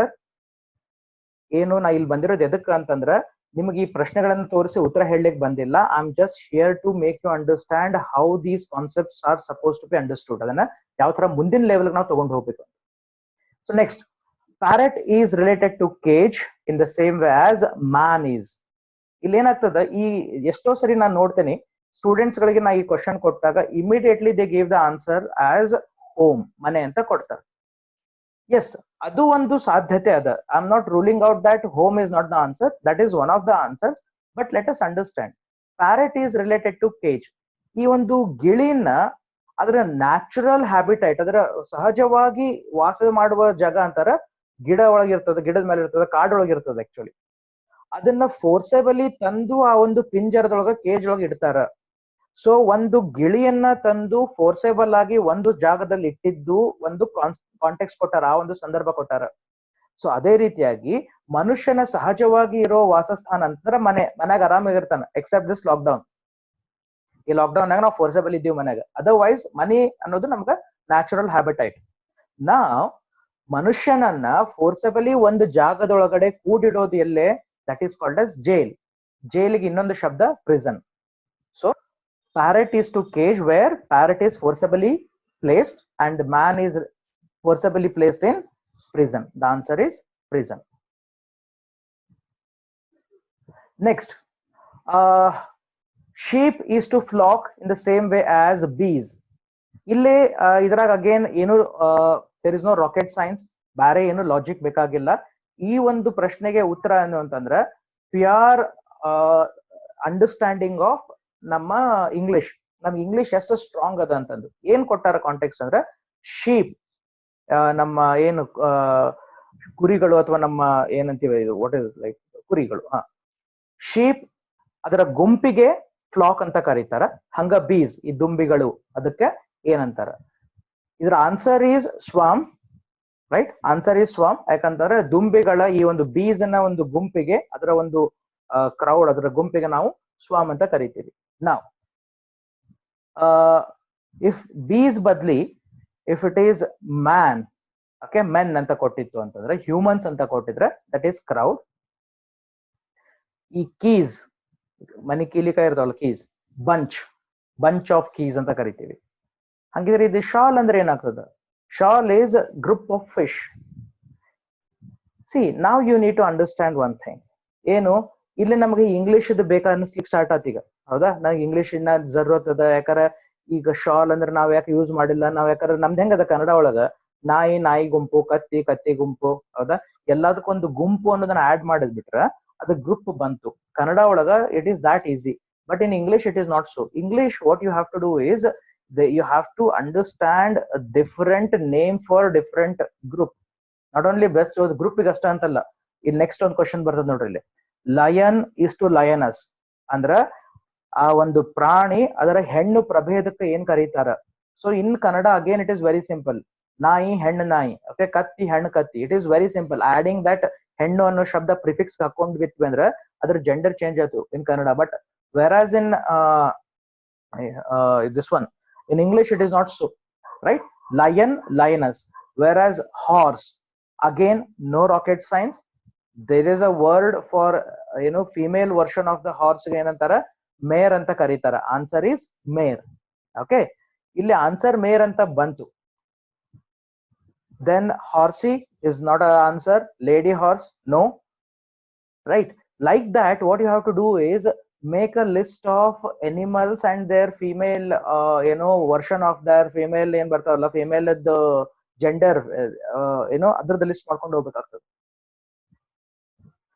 I'm going to suggest you ಹೆಂಗ್ ಮಾಡ್ಬೇಕು ಅನ್ನೋದು ನೆಕ್ಸ್ಟ್ ನಾನು ನಿಮ್ಗೆ ಹೇಳ್ತೇನೆ. let's complete this 10th question. Doctor is to stethoscope generally ಒಬ್ಬ ವೈದ್ಯನ ಹತ್ರ ಇರೋ ಒಂದು ಉಪಕರಣ ನಾವು ಸಹಜವಾಗಿ ನೋಡೋದಂದ್ರೆ ಅದು ಯಾವಾಗಲೂ ಒಂದು ಕೊಳ್ಳಾಗ ಹಾಕೊಂಡಿರ್ತಾರ. ನಮ್ಮ ಹಾರ್ಟ್ ಬೀಟ್ ಅನ್ನ ಚೆಕ್ ಮಾಡ್ಲಿಕ್ಕೆ ಒಂದು ಉಪಕರಣ ಯೂಸ್ ಮಾಡ್ತಾರೆ. That is called stethoscope. Doctor is to stethoscope in the same way as chef is. Okay, chef is related to. ಇಲ್ಲೇನದ? Axe, knife, bat, spade. Bat is not relevant, almost not relevant. ಅದ್ರ ಕೆಲವೊಮ್ಮೆ ಏನಾಗ್ತದೆ, ಹಿಟ್ಟುಗಳನ್ನ ಕಲಿಸ್ಲಿಕ್ಕೆ ಅವ್ರು ಬಡಿಲಿಕ್ಕೆ ಒಂದು bat shape ಅದು ಇಟ್ಕೊಂಡಿರ್ತಾರೆ. Otherwise let us not take it. Axe ಕೊಡ್ಲಿ, okay, axe. Spade ಇದಕ್ಕೆ ನಾವು ಕೆಲವೊಬ್ರು ಪಿಕಾಸಿ ಅಂತ ಕರೀತಾರೆ, ಕೆಲವೊಬ್ರು ಗುದ್ಲಿ ಅಂತಾರ, ಕೆಲವೊಬ್ರು ಸಲಿಕೆ ಅಂತಾರೆ. ಸೊ ಮಣ್ಣು ಏನ್ ನಾವು ತೆಗೆದಿರ್ತೀವಲ್ಲ, ಆ ತೆಗೆದಾಗ ಒಂದು ಮಣ್ಣನ್ನ ಎತ್ ಹಾಕ್ಲಿಕ್ಕೆ ಒಂದು ಉಪಕರಣವನ್ನ ಯೂಸ್ ಮಾಡ್ತೀವಿ. That is called a speed. So another item left in the 4 option ಏನು ಅಂದ್ರೆ knife. So answer is knife. Out of all, so ಅವನು ಡಾಕ್ಟರ್ ಹೆಂಗ ಸ್ಟೆಥೋಸ್ಕೋಪ್ ಯೂಸ್ ಆಗ್ತಾರೆ, ಡಾಕ್ಟರ್ ಮತ್ತೆ ಬೇರೆ ಬೇರೆ ಉಪಕರಣಗಳನ್ನು ಯೂಸ್ ಮಾಡ್ತಿರ್ತಾರೆ, ಹೌದಾ? ಸಿರಿಂಜಸ್ ಯೂಸ್ ಮಾಡ್ತಿರ್ತಾರೆ, ಹ್ಯಾಂಡ್ ಗ್ಲೌಸ್ ಯೂಸ್ ಮಾಡ್ತಾರೆ, ಸಿಸರ್ಸ್ ಯೂಸ್ ಮಾಡ್ತಿರ್ತಾರೆ. ಬಟ್ ಬಹಳ ಕಾಮನ್ ಆಗಿ ಅವ್ರು ಯೂಸ್ ಮಾಡೋದು stethoscope in the same way as knife is use by chef. Now before we go to the next slide, here is some suggestion for you. ಯಾರು for the first time ಇವನ್ನ ಮಾಡ್ಲಿಕ್ಕತ್ತೀರಿ ಅವ್ರಿಗೆ ಒಂದು ನಾನು ಏನಂತೇನೆ, I can give it as a tracker ಅಥವಾ ಒಂದು activity ಕೊಡ್ತೀನಿ ಆಸ್ ಅ ಹೋಮ್ ವರ್ಕ್ ಅಂತ ನೀವು ಅದನ್ನು ತಗೋಬಹುದು ಅಥವಾ ಕನ್ಸಿಡರ್ ಮಾಡ್ಬೋದು. ಏನಿದು ಅಂದ್ರ, ಎಲ್ಲಿದು ಹುಡುಕ್ಬೇಕ್ರಿ? ಈ ಗುಂಪಿನ ಹೆಸರಲ್ಲಿ ಹುಡುಕ್ಬೇಕು. ಪರ್ಟಿಕ್ಯುಲರ್ ಆಗಿ ನಮ್ಗೆ ಹೆಂಗ್ ಗೊತ್ತಾಗ್ಬೇಕು ಯಾವ ಪ್ರಾಣಿಗೆ ಎಷ್ಟೆಷ್ಟು ಪ್ರಾಣಿ ಅವ ಅಂತ ನಾವ್ ಹೆಂಗ್ ಮಾಡ್ಬೇಕು? ಸೊ ಅದ್ರದ್ದು ಜೆಂಡರ್ ಚೇಂಜ್ ಆದ್ರೆ ಫಿಮೇಲ್ ಜೆಂಡರ್ ನಾವ್ ಏನ್ ಮಾಡ್ಕೋಬೇಕು ಅನ್ನೋದು ಕನ್ಫ್ಯೂಷನ್ ಇತ್ತು ಅಂದ್ರೆ ಬಹಳ ಸಿಂಪಲ್ ಅದ. ಏನು ಟೆಕ್ನಿಕಲ್ ಆಗಿ ನಾವು ಅದನ್ನ ಹಿಂಗ ಅಂತ ಸೆಂಟೆನ್ಸ್ ಫಾರ್ಮೇಶನ್ ಮಾಡೋದೇನಿಲ್ಲ. ನಿಮ್ಮ ಮೊಬೈಲ್ ಫೋನ್ ಅಥವಾ ನಿಮ್ಮ ಲ್ಯಾಪ್ಟಾಪ್ ಯೂಸ್ ಮಾಡ್ತಿದ್ರೆ ಏನ್ರಿದ್ರೆ ಗೂಗಲ್ ಹೋಗ್ರಿ. ಓಕೆ, ಇಲ್ಲ ನಾ ಒಂದು ಸಜೆಷನ್ ಬರ್ದೇನೆ ನೋಡ್ರಿ. ಅನಿಮಲ್, ಮೇಲ್, ಫಿಮೇಲ್, ಬೇಬಿ, ಸೌಂಡ್, ಗ್ರೂಪ್. ಇವನ್ನ ನಾ ಬಹಳ ಸಿಂಪಲ್, ಬಹಳ ವೇಗಾಗಿ ಬರ್ದೇನೆ. ಅಂದ್ರೆ ಅಗದಿ ನಾರ್ಮಲ್ ಭಾಷೆ ಒಳಗೆ ನಾವ್ ಹೆಂಗ್ ಆಡು ಭಾಷೆ ಅಂತೀವಲ್ಲ ಹಂಗ ಇವನ್ ಬೇಬಿ ಅಂತ ಬರ್ದೆ ನೋಡ್ರಿ. ಇಲ್ಲಿ animal, male, female, baby, sound, group ಇಷ್ಟು ಬರೆದು ಇಫ್ ಯು ಸರ್ಚ್ ಇಟ್, ಇನ್ನೊಂದು ವೆಬ್ ಪೇಜ್ ಓಪನ್ ಆಗ್ತಾವಲ್ಲ, ವೆಬ್ ಲಿಂಕ್ಸ್ ಗಳು ಓಪನ್ ಆಗ್ತಾವ. ಆ ವೆಬ್ ಲಿಂಕ್ ಓಪನ್ ಆಯ್ತು ಅಂತಂದ್ರಾಗ you get this kind of a list. ಹೌದಾ? ಇಲ್ಲೇನಾಗ್ತದೆ ಇಲ್ಲಿ ನಿಮ್ಗ ಅಂತಂದ್ರ ಬೇರೆ ಬೇರೆ ವೆಬ್ ಲಿಂಕ್ಸ್ ಅವ, ನೀವು ಚೆಕ್ ಮಾಡ್ಕೊರಿ. Maybe you can even ಇದ್ರ ಜೊತೆಗೆ ಮುಂದೆ ಬರೋದೊಂದು PDF ಅಂತ ಹಾಕೊಂಡ್ರೆ PDF ಫಾರ್ಮೆಟ್ ನಾಗ ಸಿಗ್ತದೆ. ದಿಸ್ ಚಾರ್ಟ್ ಆ ವೆಬ್ ಲಿಂಕ್ ಅನ್ನ ಕ್ಲಿಕ್ ಮಾಡಿದಾಗ ನಿಮ್ಗೊಂದು ದೊಡ್ಡ ಚಾರ್ಟ್ ಸಿಗ್ತದ. You will be having 100+ animals. ಆ ಅನಿಮಲ್ಸ್ ಏನು, ಅದರ ಹೆಸರುಗಳು, ಅದರ ಮೇಲ್ ವರ್ಷನ್ ಏನಂತ ಕರೀತಾರ, ಗ್ರೂಪ್ ಏನಂತ ಕರೀತಾರ, ಅವು ಏನ್ ಸೌಂಡ್ ಮಾಡ್ತಾವಲ್ಲ, ಯಾಕಂದ್ರೆ ನೆಕ್ಸ್ಟ್ ಒಂದು ಕ್ವಶನ್ ಬರ್ತದ, ಅವ್ ಸೌಂಡ್ ಏನ್ ಮಾಡ್ತಾವ ಅದರದ್ದು ಒಂದು ಬರ್ತದ. ದೆನ್ ಅದರ ಎಂಗರ್ ವರ್ಷನ್, ಅದರ ಮಕ್ಕಳಿಗೆ, ಅದರ ಮರಿಗಳಿಗೆ ಏನಂತ ಕರೀತಾರ, ಅಂಡ್ ಅದರ ಗ್ರೂಪ್ಗೆ ಏನಂತ ಕರೀತಾರ, ಅದ್ರದ್ದೊಂದು ಲಿಸ್ಟ್ ಸಿಗ್ತದೆ. ದಿಸ್ ಇಸ್ ಸಮ್ವೇರ್ ನೀವೆಲ್ಲರೂ ಟ್ರಾವೆಲ್ ಮಾಡ್ತಿರ್ತೀರಿ ಅಥವಾ ನಿಮ್ ಫ್ರೀ ಟೈಮ್ ನಾಗ ಇರ್ತದಲ್ಲ, ಜಸ್ಟ್ ಸ್ಕ್ರೋಲ್ ಡೌನ್. ಆಪ್ಟಿಟ್ಯೂಡ್ ನಾಗ ಮುಂದೆಲ್ಲೂ ಯೂಸ್ ಆಗ್ಲಿಲ್ಲ ಚಿಂತಿಲ್ಲ, ಅಟ್ ಲೀಸ್ಟ್ ಪರ್ಸನಲ್ ನಾಲೆಜ್ ಅರೇ ಜಾಸ್ತಿ ಆಗ್ತದೆ. This is one of the suggestions from my side. So this is one activity which I request you to do it once this session is over. So this is another set of questions ಯಾವ ತರ ಕೊಡ್ತಾರೆ, is to ಅಂತ ಕೊಟ್ಟಿದ್ದು, right? Now let's take last few questions on this verbal analogy, then move to non-verbal, then we'll go to the other chapter. ಇವತ್ತು quick ಆಗಿ 2 chapters ಕೊಂಡು ಹೋಗ್ಬಿಡೋಣ. Medicine is to illness. See, ಒಂದ್ ಅರ್ಥ ಮಾಡ್ಕೋಬೇಕಾಗಿದ್ದೇನು ಅಂತಂದ್ರೆ, ಸ್ವಲ್ಪ ಹಿಂದಿನ ಸ್ಲೈಡ್ ಬರ್ತೇನೆ ನಾನು. I just come to previous slides. See, first type of questions ಹೆಂಗಿತ್ತು, ಯಾಕಂದ್ರೆ ಅನಾಲಜಿ ಒಳಗ ಯಾವ ರೀತಿಯಾಗಿ ಪ್ರಶ್ನೆಗಳನ್ನ ಫ್ರೇಮ್ ಮಾಡಿರ್ತಾರ ನೋಡ್ರಿ. ಫಸ್ಟ್ ಟೈಪ್ ಆಫ್ ಕ್ವಶನ್ ಒಂದು ಸ್ಟೇಟ್ಮೆಂಟ್ ಫಾರ್ಮ್ ನಾಗದ. This is a statement form where you have 4 options. Now here second type of asking question, ammeter is to current in the same way as screw gauge is. ಅಂದ್ರೆ ಇಲ್ಲಿ 3 ಕೊಟ್ಟಾರ, 1 2 3, there are 3 aspects they have given and 4th an answer ಅನ್ನೋದು ಹುಡುಕ್ಬೇಕು. Now okay, here is another way of asking, especially this first question. ಏನಿದೆ first question ಒಳಗೆ ಹೆಂಗದ ಅಂತಂದ್ರೆ, medicine is to illness ಒಂದು ಕಷ್ಟ ಕೊಟ್ಟಾರ. ಓಕೆ, 1 ಪೇರ್ ಕೊಟ್ಟಾರ. Second pair we need to identify. Okay, this is another way of asking question. ಯಾಕೆ ಇವನು 3 ನಾ ಸ್ಪೆಸಿಫೈ ಮಾಡಿ ಹೇಳಲೇತೀನಿ ಅಂದ್ರೆ, ನಾಳೆ ನಾವು ಒಂದ್ ಯಾವ್ದೋ ಒಂದು ಟೆಸ್ಟ್ ಅನ್ನ ತಗೊಳ್ಳಬೇಕಾದ್ರೆ ಪ್ರಶ್ನೆ ನೋಡಿದ ತಕ್ಷಣ ನಮ್ಗೆ ಗೊತ್ತಾಗಬೇಕು ಏನು, ಈ this question belongs to verbal analogy, ಅಷ್ಟು ನಮಗ ಏನು ಅಕ್ಯುರಸಿ ಬರ್ಬೇಕಾಗ್ತದೆ. ಮೆಡಿಸಿನ್ ಇಸ್ ಟು ಇಲ್ನೆಸ್, ಔಷಧಿ ಕಾಯಿಲೆಗೆ ಸಂಬಂಧಪಟ್ಟಿದ್ದು, ಕಾಯಿಲೆಯನ್ನ ಕಡಿಮೆ ಮಾಡ್ಲಿಕ್ಕೆ ಔಷಧಿ ಬೇಕು. This is a relevance. Okay, now there are 4 options. Law is to anarchy, hunger is to thirst, etiquette is to discipline, love is to hate. Okay, 4 options ಅವು. ಏನ್ ಇವು 4 options one by one check ಮಾಡ್ಕೊಂಡ್ ಬರೋಣ. Welcome from DCBA ಅಂತ ಬರ್ತೇನೆ. Love is to hate. Okay, ಎಲ್ಲಿ ದ್ವೇಷ ಅದ ಅದನ್ನ ಪ್ರೀತಿಯಿಂದ ಕಡಿಮೆ ಮಾಡಬಹುದು. ಓಕೆ, ಇದು ಪುಸ್ತಕದೊಳಗ ಸರಿ. ಆದ್ರ ನಾಟ್ ಎವ್ರಿವೇರ್ ವೇರ್ ಏನಾಗ್ತದೆ, ದ್ವೇಷವನ್ನ ಎಷ್ಟು ಸರ್ತಿ ನಾವು ಪ್ರೀತಿ ಮಾಡ್ಕೊಂಡು ಹೋಗ್ತೀವಿ, not every time. Majority time hate is reduced with love, but not every time. So this is maybe one of the answer. This maybe one of the answers. Next, etiquette is to discipline. What is etiquette? Etiquette ಅಂದ್ರೆ manners ಅಂತ ಕರಿತೀವಿ, good manners ಅಂತ ಕರಿತೀವಿ. Good manners and discipline. Okay, discipline and etiquette are almost on equals. ಅದು opposite ಬರಂಗಿಲ್ಲ. ಇಲ್ಲ ನೋಡು, medicine ಮತ್ತು ಇಲ್ನೆಸ್ ಅನ್ನೋದು ಒಂಥರ ಅಪೋಸಿಟ್. ಇದು ಕಾಯಿಲೆ ಮತ್ತು ಔಷಧಿ ಅನ್ನೋದು ಅಪೋಸಿಟ್ ಬರ್ತದೆ. ಇದು ಸೇಮ್ ವೇ ಎಟಿಕೇಟ್ ಮತ್ತೆ ಡಿಸಿಪ್ಲಿನ್ ಎರಡು ಪ್ಯಾರಲಲ್ ಆಗಿ ಒಂದೇ ಲೈನ್ ಆಗಿರೋದಕ್ಕೆ that it cannot be considered. So this cannot be the answer. Next, hunger is to thirst. Hunger ಅಂತಂದ್ರೆ ಹಸಿವೆ, ಥರ್ಸ್ಟ್ ಅಂದ್ರೆ ಬಾಯಾರಿಕೆ. ಸೊ ಒಂದಕ್ಕೊಂದು ಅದು ರಿಲೇಟ್ ಆಗಂಗಿಲ್ಲ. ಯಾವ ತರ ರಿಲೇಟ್ ಆಗಂಗಿಲ್ಲ, ಯಾವ ರೀತಿಯಾಗಿ ಮೆಡಿಸಿನ್ನಿಂದ ಔಷಧಿಯಿಂದ ಕಾಯಿಲೆಗಳು ಕಡಿಮೆ ಆಗ್ತದೆ. And the last option left in the option crowd group ಒಳಗೆ ಏನದ ಅಂದ್ರೆ, ಲಾ ಇಸ್ ಟು ಅನಾರ್ಕಿ ಅಂತಾರ. ಅನಾರ್ಕಿ ಅಂತಂದ್ರೆ ಏನು ಅಂದ್ರೆ ಜಂಗಲ್ ರಾಜ್ ಅಂತ ಕರೀತಾರ. What you mean by jungle raj ಅಂದ್ರೆ ರೂಲ್ಸ್ ರೆಗ್ಯುಲೇಷನ್ಸ್ ಏನಿಲ್ಲ. ಓಕೆ, ಯಾರ್ಗ ಹೆಂಗ್ ತಿಳಿತದ ಅವ್ರು ಹಂಗ ಮಾಡ್ಕೊಂಡಿರೋದು, ಯಾರ್ ಬೇಕಾದವ್ರು ಹೊಡಿಬಹುದು, ಯಾರ್ ಬೇಕಾದವ್ರು ಲೂಟಿ ಮಾಡ್ಬೋದು, ಏನ್ ಬೇಕಾದ್ ಮಾಡ್ಬೋದು, ಯಾರು ಹೇಳೋರಿಲ್ಲ ಕೇಳೋರಿಲ್ಲ. That is called as anarchy. ಅದಕ್ಕೆ ಜಂಗಲ್ ರೂಲ್ ಅಂತ ಕರೀತಾರೆ. ಈಗ ಈ ಕಾಡಿನೊಳಗಡೆ ಒಂದು ಸಿಂಹ ಹೋಗಿ ಜಿಂಕೆಯನ್ನ ಬೇಟೆಯಾಡ್ ಬರ್ತಂದ್ರೆ ಯಾರು ಬಂದದನ್ನ ಅರೆಸ್ಟ್ ಮಾಡಂಗಿಲ್ಲ, ಯಾರು ಬಂದದ ಕೇಸ್ ಹಾಕಂಗಿಲ್ಲ. So in the same way ನಮ್ಮ ಒಂದು ಸಾಮಾಜಿಕವಾಗಿ ಒಂದು ಪರಿಸರದೊಳಗಡೆ ಈ ತರ ಇರ್ಲಿಕ್ಕತ್ರು ಅಂತಂದ್ರ ಅದು ಒಂದು ತಪ್ಪಾಗ್ತದೆ. ಯಾರ್ ಬೇಕಾದವ್ರು ಬಂದು ಯಾರಿಗೋ ಹೊಡೆಯೋದು, ಯಾರಿಗೋ ರೇಪ್ ಮಾಡೋದು, ಯಾರಿಗೋ ಲೂಟಿ ಮಾಡೋದು, this is very bad. So ಅದನ್ನ ಒಂದು ಚೌಕಟ್ಟೊಳಗಡೆ ಫ್ರೇಮ್ ಒಳಗಡೆ ಇರ್ಬೇಕು ಅಂತ ನಾವು ಅದನ್ನ ಕಂಟ್ರೋಲ್ ಮಾಡ್ಬೇಕಾಗಿತ್ತು ಎದ್ರಿಂದ, ಲಾ ಇಂದ. ಸೊ ಹೆಂಗ ಔಷಧಿಯಿಂದ ಕಾಯಿಲೆ ಕಡಿಮೆ ಆಗ್ತದ, ಹಂಗನ ಕಾನೂನಿನಿಂದ ಈ ಒಂದು ಜಂಗಲ್ ರೂಲ್ ಏನದಲ್ಲ ಅದು ಒಂದು ಹಿಡಿತಕ್ಕೆ ಬರ್ತದೆ. So out of all the four, law and anarchy is the most relevant answer. This is how the answer is estimated. Next, Aryabhata is to mathematician in the same way as Varaha Mihira. ಈ ಒಂದು question ಗೆ ನಾನು ಜಾಸ್ತಿ explanation ಕೊಡ್ಲಿಕ್ಕೆ ಹೋಗಂಗಿಲ್ಲ, ಯಾಕಂದ್ರೆ ಇದ್ರಾಗ explanation ಕೊಡ್ಲಿಕ್ಕೆ ಏನೂ ಇಲ್ಲ. Aryabhata was a mathematician in the same way as Varaha.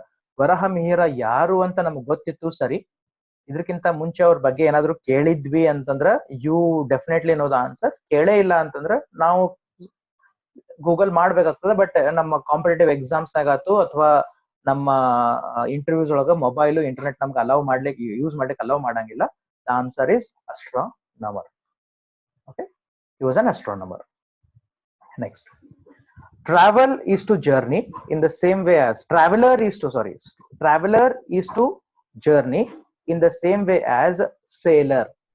Traveler, ಪ್ರಯಾಣಿಕ, ಟ್ರಾವೆಲರ್, ಅವನು ಒಂದು ಕಡೆಯಿಂದ ಇನ್ನೊಂದು ಕಡೆ ಹೋಗೋದಕ್ಕೆ, ಒಂದು ಪ್ರದೇಶದಿಂದ ಇನ್ನೊಂದು ಪ್ರದೇಶಕ್ಕೆ ಹೋಗೋದಕ್ಕೆ ಜರ್ನಿ ಅಂತ ಕರೀತಾರೆ, ಪ್ರಯಾಣ ಅಂತ ಕರೀತಾರೆ. ಹಂಗ ಸೇಲರ್ ಅಂದ್ರೆ ಯಾರು ದೋಣಿಯ ಮೇಲೆ ಕುತ್ಕೊಂಡು ಒಂದು ನಾವಿಕನಾಗಿ ಒಂದು ಕಡೆಯಿಂದ ಇನ್ನೊಂದು ಕಡೆ ಹೋಗ್ತಾರೆ. ಸೇಲರ್ ಒಂದ್ ಕಡೆಯಿಂದ, ನಾವಿಕ ಒಂದ್ ಕಡೆಯಿಂದ ಇನ್ನೊಂದ್ ಕಡೆ ಏನ್ ಹೋಗ್ತಾರಲ್ಲ ಅದಕ್ಕೆ ಏನಂತ ಕರೀತಾರೆ. ಅಗೇನ್ ಇದು ಒಂದು ಸಿಂಪಲ್ ಟೆಕ್ನಿಕಲ್ ಟರ್ಮ್ ಯೂಸ್ ಮಾಡ್ತಾರ. ಇದ್ರೊಳಗಡೆ ಬ್ಯಾರೆ ಏನು ರಾಕೆಟ್ ಸೈನ್ಸ್ ಏನಿಲ್ಲ. ದ ಆನ್ಸರ್ ಇಸ್ ವಾಯೇಜ್ ಅಂತ ಕರೀತಾರೆ. ಏನು, ನೀರಿನ ಮೇಲೆ, ವಾಟರ್ ಸರ್ಫೇಸ್ ಮೇಲೆ ಒಂದ್ ಕಡೆಯಿಂದ ಇನ್ನೊಂದ್ ಕಡೆ ನಾವು ಪ್ರಯಾಣ ಮಾಡೋದಕ್ಕೆ ನಾವು ವಾಯೇಜ್ ಅಂತ ಕರಿತೀವಿ. ಸೊ ಕ್ವಿಕ್ ಆಗಿ ನಾನು I need you see the time. Yes, I am on time. So ಒಂದು ನಾವು ಅರ್ಥ ಮಾಡ್ಕೊಂಡು ಹೋಗ್ಬೇಕು, ಅನಾಲಜಿ ಒಳಗೆ ಬರೋದೇನು, ಸಿಮಿಲಾರಿಟೀಸ್ ಕೊಟ್ಟಿರ್ತಾರೆ, ಒಂದು ಕಾನ್ಸೆಪ್ಟ್ ಕೊಟ್ಟಿರ್ತಾರೆ, ಅದಕ್ಕೆ ಬೇಕಾಗಿರೋ ಸಿಮಿಲಾರಿಟಿಯನ್ನ ನಾವು ಇನ್ನೊಂದು ಕೊಟ್ಟಿರೋ ಪ್ರಶ್ನೆಗೆ ನಾವು ರಿಲೇಟ್ ಮಾಡ್ಕೊಂಡು ಹೋಗ್ತೀವಿ. ಇಲ್ಲಿ ಶಬ್ದಗಳ ಬಳಕೆ ಆಗಿರ್ತದೆ, called as verbal analogy. Okay, now we'll move to the next section of this, that is called as non-verbal analogy. ಏನಾಗ್ತದೆ, ಇಲ್ಲೂ ಪ್ರಶ್ನೆಗಳಿರ್ತಾವೆ, they are called as problem figures. And ಅದನ್ನ ನೋಡ್ಕೊಂಡು ಅದಕ್ಕೆ ರಿಲೆವೆಂಟ್ ಆಗಿರೋ ಆನ್ಸರ್ ಗಳನ್ನ ನಾವು ಐಡೆಂಟಿಫೈ ಮಾಡ್ಬೇಕಾಗ್ತದೆ. ಇಲ್ಲಿ ಯಾವ್ದು ಸ್ಟೇಟ್ಮೆಂಟ್ಸ್ ಗಳಿರಂಗಿಲ್ಲ.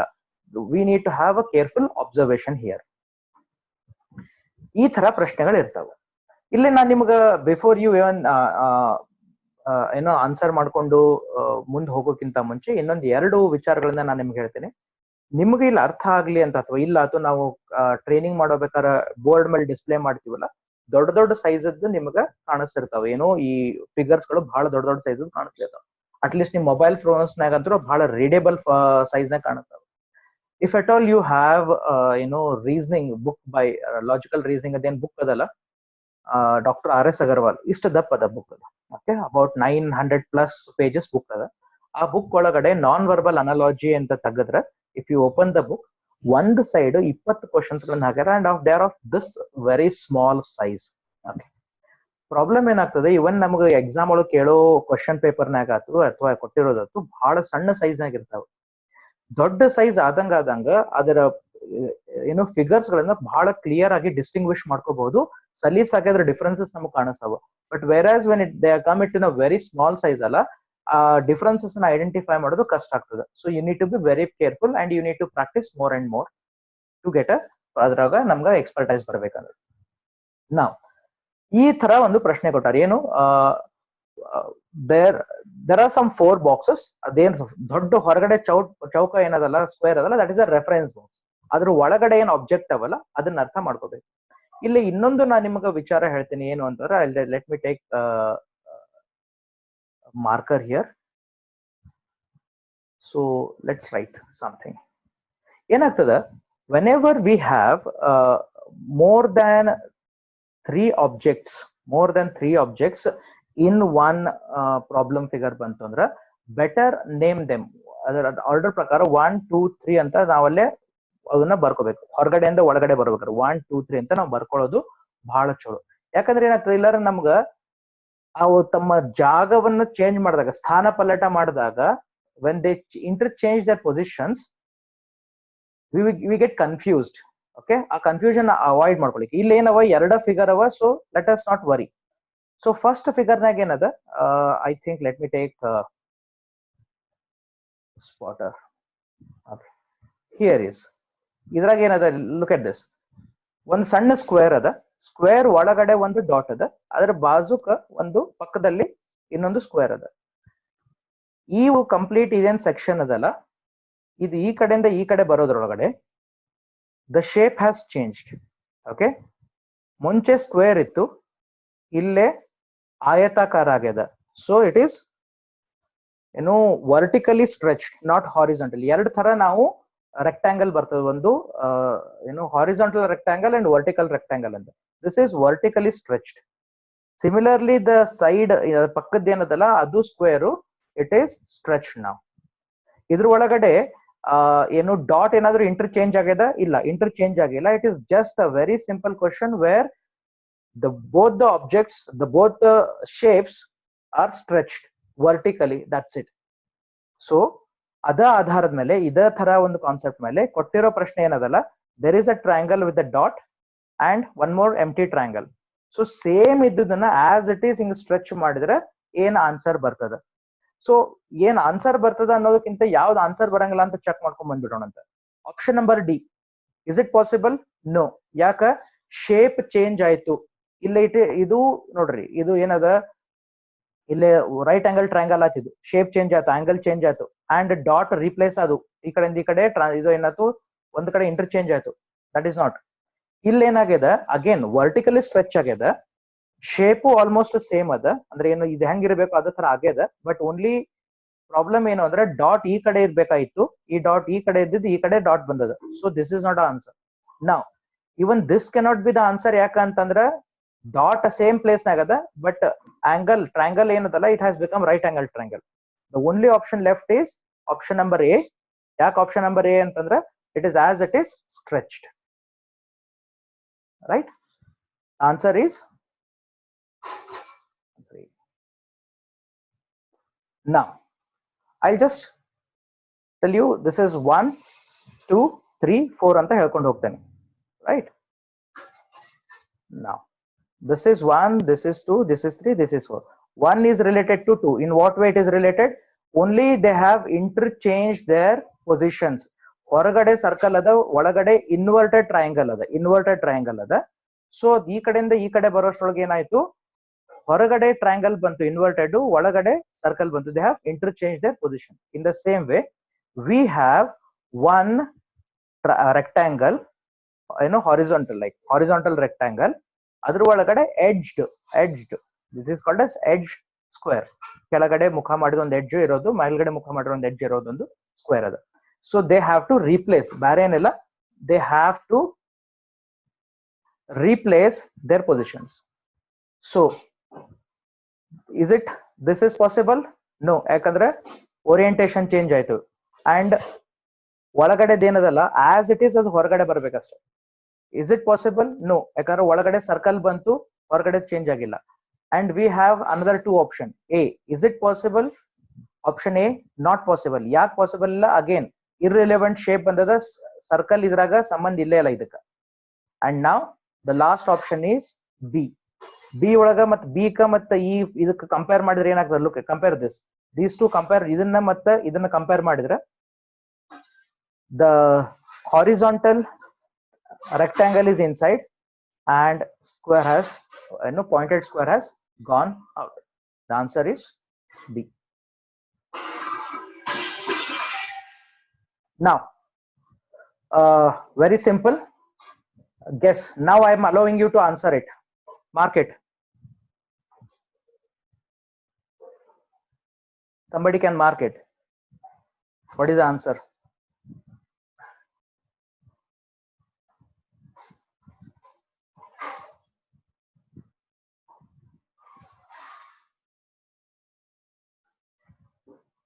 Okay, very good. ಭಾರಿ ಮಾರ್ಕ್ ಮಾಡ್ತಿರಲ್ಲ. Very good, very good.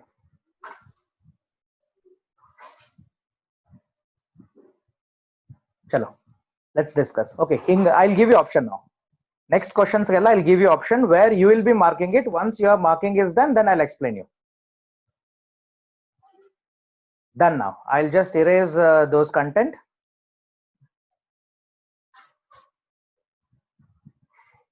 And we'll understand. Okay, no more marking now. See, Ilenatu, we have one circle at the corner, another circle is another corner. Averdu bandu jyotige, they have just clubbed. Okay, they have come from the diagonally, they have come and they have just clubbed. ಈಗ problem ಏನಾಗ್ತದೆ ಇಲ್ಲಿ, as it is circle ಇದ್ದಿದ್ದಕ್ಕ ಅದ್ರ orientation ಅಂತ ಏನಾಗ್ತಾರೆ, ಹೊಳ್ತು ಹೊಳ್ಳಿಲ್ಲ ಅಂತ ಗೊತ್ತಾಗಲ್ಲ. ಯಾಕಂದ್ರೆ ಒಂದು ಸರ್ಕಲ್ ಮೂವ್ಸ್ ಅಲ್ಲ, ಸರ್ಕಲ್ ಮೂವ್ ಆಗ್ಯದೋ ಆಗಿಲ್ಲ ಅನ್ನೋದು ನಮ್ಗೆ ಶೇಪ್ ಗೊತ್ತಾಗಲ್ಲ. Because circle remains in the same, like ಯಾವ ಡೈರೆಕ್ಷನ್ ತಿರುಗಿಸಿದ್ರು ಇಟ್ ರಿಮೈನ್ಸ್ ಸೇಮ್. ಸೊ ಇಂಥ ಟೈಮ್ನಾಗ when there is a confusion whether it has change the orientation or not, then we have to go with the basic concept that it has not change. Okay, ಯಾಕಂದ್ರೆ ಸ್ವಲ್ಪ ಜನ D mark ಮಾಡಿದ್ರೆ ಅದು ಈ ತರ ಬಂತು, ಈ ಕಡೆ ಟಚ್ ಆಯ್ತು ಅಂತಂದಾಗ ಅದು ಈ ತರ ಆಗ್ತು ಅಂತ. ನಾವ್ A is not a possibility, ಯಾಕಂದ್ರೆ ಒಂದು ಕರೆಕ್ಟ್ ಆಗಿ ಬಂದಿದೆ, ಇನ್ನೊಂದು ಸೊಟ್ಟು ಬಂದಿದೆ. ಸೊ ಇದು ಡೌನ್ವರ್ಡ್ ಡೈರೆಕ್ಷನ್ ಆಗಿ ಬರ್ಬೇಕಿದು. ಏನು, this is called us pentagon. Okay, square triangle 3 sided, 4 sided is square, 4 sided ಇನ್ನೊಂದು ಬರೋದು ರೆಕ್ಟಾಂಗಲ್ ಬರ್ತದೆ. Then pentagon, hexagon, heptagon, octagon, nonagon, decagon. So these are the technical terms for number of sides ಇರೋದು, ಬೇರೆ ಬೇರೆ ಬಾಹುಗಳಿರೋ ಆಕೃತಿಗೆ ನಾವು ಕರಿತೀವಿ. This is inverted ಪೆಂಟಾಗಾನ್, ಇದು ಅಪ್ವರ್ಡೆಡ್ ಪೆಂಟಾಗಾನ್. ಅವ ಇವೆರಡು ಬಂತು ಅಂತಂದಾಗ ಇನ್ವರ್ಟೆಡ್ ಪೆಂಟಾಗಾನ್ ಹಿಂಗ ಕೆಳಗಡೆ ಬರ್ತದ ಅಂತಂದಾಗ, ಸೊ ಇಲ್ಲಿ ಕೆಳಗಡೆ ಅದ, ದೆನ್ ಇದು ಸಹಿತಕ್ ಮ್ಯಾಲ ಹೋಗ್ಬೇಕಷ್ಟ. ಸೊ ಒಂದಕ್ಕೊಂದು ಸೇರ್ಕೊಂಡದ ಅಂತಂದಾಗ this is the most possible answer. Where as ಇಲ್ಲೇನಾಗಿದೆ, ಸ್ವಲ್ಪ ಬಹಳ ಫಾಸ್ಟ್ ಆಗಿ ಬಂದು ಒಂದಕ್ಕೊಂದು ಡಿಕ್ಕಿ ಹೊಡೆದು ಆಕ್ಸಿಡೆಂಟ್ ಆಗಿ ಸ್ವಲ್ಪ ಸ್ವಲ್ಪ ಕೂತಾವ. ಸೊ ಓರಿಯಂಟೇಶನ್ ಚೇಂಜ್ ಆಗಿದ್ದಕ್ಕೆ ನಮ್ ಕಡೆ ಏನು ಪ್ರೂಫ್ ಇಲ್ಲ because of this circle. So with that will have to go with the answer B.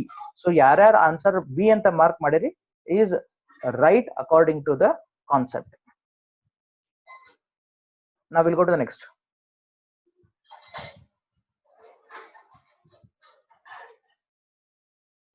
Okay, now this is a question figure, right? We have 3 objects now. There is a square, circle and arrow mark. Idu ee kadeinda ee kade bandaga there is a interchange in their positions. Okay, they have interchanged their positions. Similarly, ee kottiro figure enidella, so ee figure enadalla idಕ್ಕೆ ಸಂಬಂಧಪಟ್ಟಿದ answers ಕೊಡಬೇಕು. I give you option of marking the answer. You can mark now.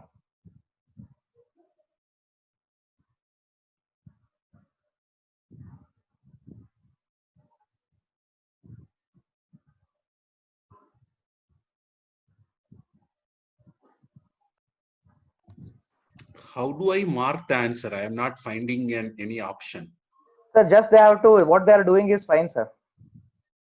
No, if I want to try, from where I should do that? Sir, when you take a cursor on the, like this one, what is, your screen is shared, there is a tab on the upper side. Okay. If you take it, there is annotate. Right. Okay. If you click annotate, you get outdoor options. Okay, fine. Now I got it. Okay, very good. Vidya Poshak students, wonderful. 4 options ava, 4 option mark madiri. Very good. Okay. Fine. That's it. ಸಾಕ್ mark ಮಾಡೋದು ಸಾಕು. ಯಾಕಂದ್ರೆ ಅದು actual original image ಏನಾದ್ರು ಸದ್ಯಕ್ಕೆ ನಂಗೆ ಕಾಣವಲ್ತಾ ಇದೆ ಅಂತ ಚಂದ ಮಾರ್ಕ್ ಆಗ್ಯಾವ. Now I'll just erase everything and we'll understand. Okay, we'll understand the concept, then we'll go to the next option.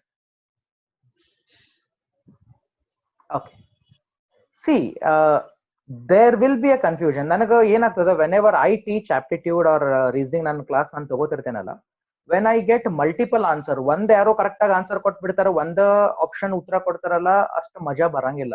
ಯಾಕಂದ್ರೆ when you have more option ಅಲ್ಲ, then people are thinking in different dimensions. Maybe ಅವ್ರ ಉತ್ತರನು correct ಇರ್ಬೋದು ಅಂತ ಅನಿಸ್ಲಿಕ್ಕೆ start ಆಗ್ತದೆ. Then we get a scope of discussing. Let us understand.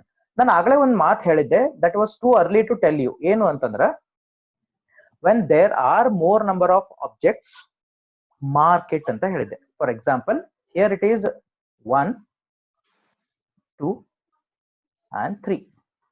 ಹೊರಗಡೆಯಿಂದ ನಾವು ಮಾರ್ಕ್ ಮಾಡ್ಕೊಂಡ್ ಬಂದೆ. Okay, it is my convenience. You can take it inside out ತಗೊಂಡ್ಬೋದು, 1 2 3 ತಗೋಬಹುದು. I always practise 1 2 3 outside to inside ನಾನು ತಗೊಂಡ್ ಬರ್ತೀನಿ. ಏನಾಯ್ತು, ದಿಸ್ ಇದಿದ್ದು ಈ ಕಡೆ ಫಿಗರ್ ಹೆಂಗ್ ಆಯ್ತು ಅನ್ನೋದನ್ನ ಅರ್ಥ ಮಾಡ್ಕೊಳ್ಳಿಕ್ಕೆ ಜಸ್ಟ್ ಆಸ್ ಇಟ್ ಈಸ್ ಏನ್ ಮಾರ್ಕ್ ಮಾಡಿರೋ ನಂಬರ್ ಅದಲ್ಲ ಇಲ್ಲಿ ಬರೀರಿ. So circle is 2, square is 1 and it is 3. So 1 2 3 have become now 2 1 3. Okay, hangana 1 2 3. Now it should become 2 1 3. So 2 is, sorry, where is the eraser? What is 2 is a square. Okay, this is a square. Consider it as a square.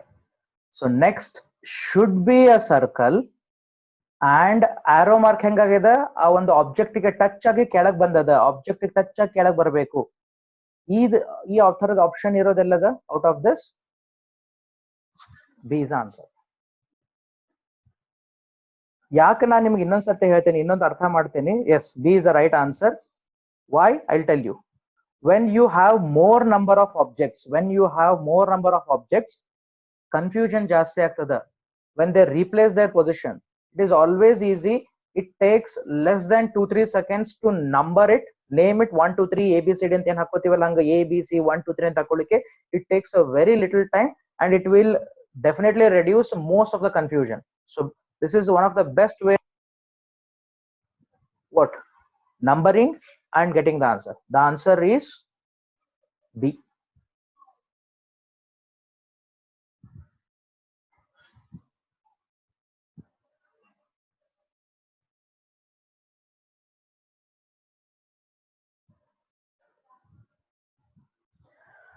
Okay, similar question. I'll give you 15 seconds. 15 seconds. Mark it.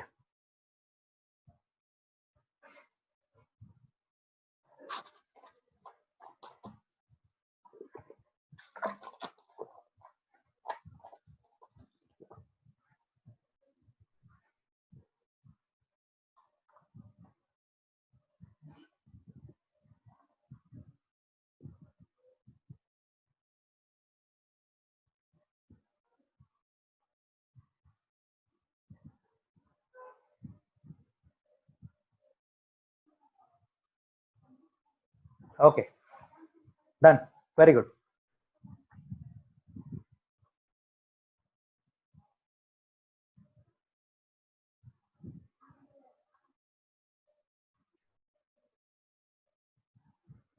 Fine. So in case ಈ ನಮ್ಮ group ಒಳಗಡೆ if ಯಾರಿಗಾದ್ರೂ ಇದು ಅರ್ಥ ಆಗಿಲ್ಲ ಅಂತಂದ್ರೆ it is 1 2 3, very bad. So this is 1, this is 2 and this is 3. Now it is 3 2 1. Similarly 1 2 3, make it as 3 2 1. So ಈ ತರ ನಾವು ಏನೋ ಇದನ್ನ ಟೆಸ್ಟ್ ಮಾಡ್ಕೊಂಡು ಹೋಗ್ತೀವಿ. This is very simple analogy to start with, right? Last question. Go for it.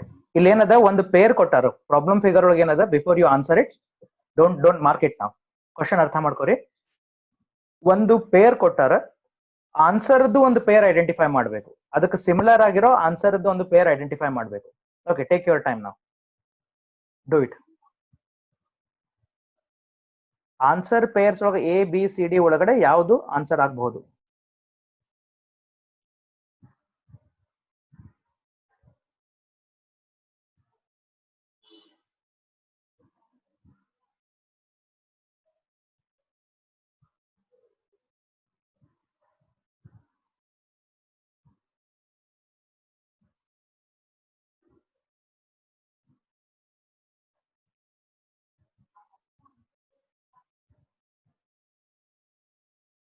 Any other answer up? Okay, very good. I'm happy now.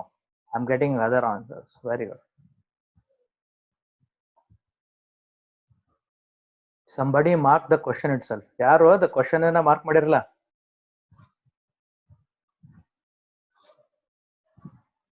The answer for the question is question itself.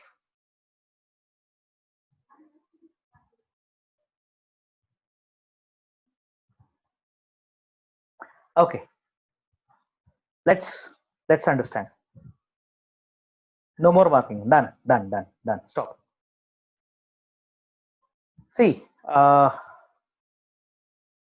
here we have oval shape. Here now the ಅಂಡಾಕೃತಿ ಅಂತ ಕರಿತೀವಲ್ಲ, oval shape, and inside that we have vertical rectangle. Okay, oval shape and vertical rectangle, and both have changed their orientation. Vertical ಇದ್ದಿದ್ದು horizontal ಆಯ್ತು. So vertical ಇದ್ದಿದ್ದು horizontal ಆಯ್ತು. Horizontal ಅಷ್ಟಾಗಿಲ್ಲ, horizontal ಆದ್ಕೂಳೆ ಅವು ತಮ್ಮ place ಅನ್ನ replace ಮಾಡ್ಕೊಂಡು, ತಮ್ಮ ಪೊಸಿಷನ್ಸ್ ಅನ್ನ ರಿಪ್ಲೇಸ್ ಮಾಡ್ಕೊಂಡು. So the oval has come inside and the rectangle has gone outside. So in the same way, ಇಲ್ಲಿ ಫಸ್ಟ್ ಇದ್ರಾಗ ಏನದ ಅಂತಂದ್ರೆ we have a triangle and we have a pointed square ಅದ. ಈ ಕಡೆ ಬಂದಾಗ definitely they have interchanged, but orientation change ಆಗಿಲ್ಲ. We did not find proper orientation, ಯಾಕಂದ್ರೆ ಒಂದು ಎಡ್ಜರೇ ಬರಬೇಕಾಗಿತ್ತು, ದಟ್ ಬರಲಿಲ್ಲ. So this cannot be the answer. Now here circle and these two are suppose to change the orientation change ಆಗಿದೆ, but ಹೆಂಗ್ ಬೇಕಾದಂಗ್ ಬಂದು ಎಡ್ಜ್ ಎಲ್ಲ ಟಚ್ ಆಗಿದೆ. This cannot be. This is also you need to carefully check, because the inside object has touched the perimeter of other object. ಈಗ pentagon ಅದ ಹೊರಗಡೆ, outside we have a pentagon. Okay, now pentagon and vertical rectangle interchange ಆಯ್ತು, ಆದ್ರ ಈ rectangle ಏನದಲ್ಲ orientation change ಆಗ್ಲಿಲ್ಲ. So this is not an answer. Now we have hexagon vertical and vertical rectangle, both have changed their orientation and replaced their position. So this is an answer.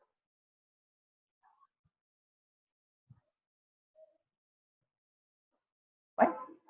These are very simple. ಇದರೊಳಗಡೆ ಇನ್ನೊಂದು ಹಂತ ಬರ್ತದೆ. There is one more slab in this non-verbal analogy. ಅದನ್ನ ಅರ್ಥ ಮಾಡ್ಕೋಬೇಕು ಅಂದ್ರೆ you need to understand the concept of reflections. Okay, thus I'll jump it. I'll just jump it. This is known, very simple. Okay, now we go to the next aspect, which is called as reflections ಅಂತ ಕರಿತೀವಿ. ಇದಕ್ಕೆ particular ಒಂದು topic ಬರ್ತದ ಇನ್ reasoning ಒಳಗಡೆ, but ಅದರಾಗಿಂದ ನಾನು ಏನು ಮಾಹಿತಿನ ನಿಮ್ಗೆ ಕೊಡ್ಲಿಕ್ಕೆ. ರಿಫ್ಲೆಕ್ಷನ್ಸ್ ಎರಡು ತರದ ರಿಫ್ಲೆಕ್ಷನ್ ಬಗ್ಗೆ ನಾವು ಅರ್ಥ ಮಾಡ್ಕೋಬೇಕಾಗ್ತದೆ. One is a mirror reflection, another is water reflection. Mirror reflection ಅಂದ್ರೇನು, ವಾಟರ್ ರಿಫ್ಲೆಕ್ಷನ್ ಅಂದ್ರೇನು ಅನ್ನೋದನ್ನ ನಮಗೆ ಕಾನ್ಸೆಪ್ಟ್ ಅರ್ಥ ಆಯ್ತು ಅಂದ್ರೆ ನೆಕ್ಸ್ಟ್ ಏನು ಯಾವ ಪ್ರಶ್ನೆಗಳು ಬರ್ತಾವಲ್ಲ ಅದನ್ನ ಅರ್ಥ ಮಾಡ್ಕೊಳಕ್ ನಮಗೆ ಈಸಿ ಆಗ್ತದೆ. ಯಾಕಂತಂದ್ರ ಈಗ ಏನಾಗ್ತದ, ಆಬ್ಜೆಕ್ಟ್ ಗಳು ತಮ್ಮ ಓರಿಯಂಟೇಶನ್ ಚೇಂಜ್ ಮಾಡ್ತಾವ. ಈಗ ನಾನೇನಾಯ್ತು ವರ್ಟಿಕಲ್ ಇದ್ದಿದ್ದು ಹಾರಿಜಾಂಟಲ್ ಅಂತ ಹೇಳ್ತೀನಿ, ಆದ್ರೆ ಅದು ಹಿಂಗ್ ಉಲ್ಟಾತು, ಹಂಗಾತು, ಹಿಂಗಾತು. This is very vague of communication. ಆ ಕಮ್ಯುನಿಕೇಶನ್ ಅನ್ನ ಕ್ಲಿಯರ್ ಆಗಿ ಇಟ್ಕೋಬೇಕು ಅನ್ನೋ ಒಂದೇ ರೀಸನ್ ಸಲುವಾಗಿ ನಾ ಏನ್ ಮಾಡ್ತೇನೆ, I am just giving them name mirror reflection and water reflection.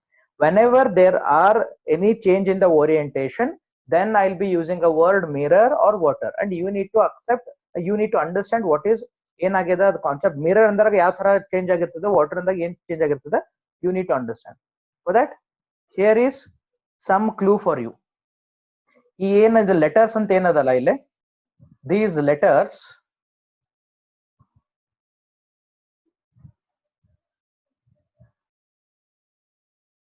these letters ಇದ್ರ ಬಾಜುಕ ಒಂದು ಮಿರರ್ ಇಟ್ಟಾಗ ಏನ್ ಚೇಂಜ್ ಆಗ್ತದ, here it is. This is how the change. Okay, this is actual object, this is mirror reflection. Actual object, mirror reflection. Similarly numbers, ಅದ್ರ ಬಾಜುಕ್ ನಾನು ಇಂತಲ್ಲ ಒಂದು mirror ಇಡ್ತೀನಿ ಅಂತಂದ್ರೆ this is how the numbers will look like. Okay, this is mirror. So if I make this gesture, this is mirror, and if I make this is water reflection. Yaka, this example for water reflection. Look at this. Relax anta ಬರ್ದಿದ್ದೇನದಲ್ಲ ಇಲ್ಲೇ water ಒಳಗಡೆ as it is letters ಗಳು inverted ಆಗಿ ಕಾಣಿಸ್ತವ. So inverted. So 2019 is now visible like this. So ಎರಡು ಇದ್ದಿದ್ದು, so this is how. So this is mirror reflection, this is water reflection. ಯಾಕೆ ಈ mirror reflection water reflection concepts ಅನ್ನ ಇಲ್ಲಿ ತರ್ಲಿಕತ್ತೇನೆ ಅಂತಂದ್ರೆ next questions analogy ಒಳಗೆ ಏನ್ ನೆಕ್ಸ್ಟ್ ಕ್ವಶನ್ಸ್ ಬರ್ತಾವಲ್ಲ ಅದ್ರ ಒಳಗಡೆ ಆಬ್ಜೆಕ್ಟ್ ಗಳ ಏನಾಗ್ತಾವಲ್ಲ, ಇಲ್ಲಿ ಬರೀ ಆಬ್ಜೆಕ್ಟ್ಸ್ ಇರಂಗಿಲ್ಲ, ಇಲ್ಲಿ ಕೆಲವೊಂದು ಫಿಗರ್ಸ್ ಕೊಡ್ತಾರ, ಕೆಲವೊಂದು ನಂಬರ್ಸ್ ಕೊಡ್ತಾರ, ಅವು ಸೊ ಚೇಂಜ್ ಆಗಿರ್ತಾವ ಓರಿಯಂಟೇಶನ್. ಸೊ ಅದನ್ನ ನಾವು ಅರ್ಥ ಮಾಡ್ಬೇಕು. ಸೊ ಅಲ್ಲಿ ಗಿವ್ ಯು ಒನ್ ಕ್ವಶನ್, ಅದನ್ನ ನೋಡ್ಕೋರಿ, ಉತ್ತರ ಒಮ್ಮೆ ಕೊಡ್ಲಿಕ್ಕೆ ಹೋಗ್ಬೇಡ್ರಿ. When I say mark then only mark it. Okay, here is a question. Question ಏನು ಅನ್ನೋದನ್ನ ಫಸ್ಟ್ ಅರ್ಥ ಮಾಡ್ಕೊರಿ. There is an arrow mark facing upward, right? So this is an arrow mark facing upward. So ಈ ಕಡೆಯಿಂದ ಈ ಕಡೆ ಬರೋದ್ರಾಗ the thing is it has become double, ಒಂದ್ ಇದ್ದಿದ್ದು ಎರಡು ಆಗ್ಯದ, and both are facing downwards. So any ಇಂತಲ್ಲಿ ಬೇರೆ ಅದೊಂದು ಆಬ್ಜೆಕ್ಟ್ ಇದೊಂದು ಆಬ್ಜೆಕ್ಟ್ ಕೊಟ್ಟಾರಂದ್ರೆ ಫಸ್ಟ್ ಒಂದಿದ್ದು ಎರಡು ಆಗ್ಬೇಕು. That is a first concept. Second concept ಏನು ಅಂತಂದ್ರೆ ಒಂದಿದ್ದು ಎರಡು ಆಗಿರ್ತದೆ ಅಂಡ್ ಅದು ಏನು ಈ ತರ ಆಗೋದಂದ್ರೆ ಏನದು, this is called as water reflection. So ನಾವ್ looking at the question given, mark the answers. You can mark the answers.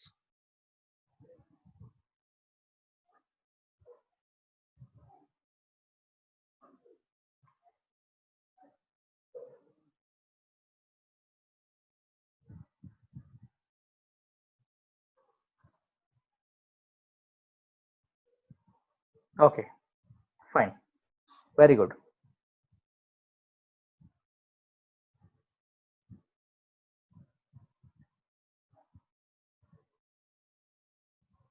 Right, so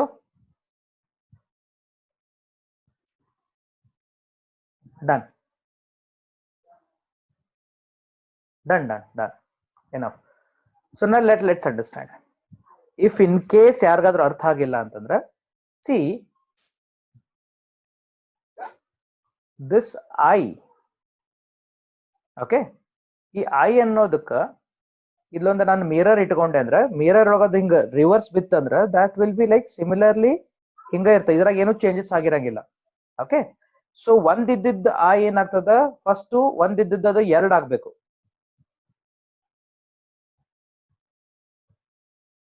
okay, and ಅದನ್ನ ವಾಟರ್ ರಿಫ್ಲೆಕ್ಷನ್ ಆಯ್ತು ಅಂತಂದ್ರ there are no changes. So answer is this.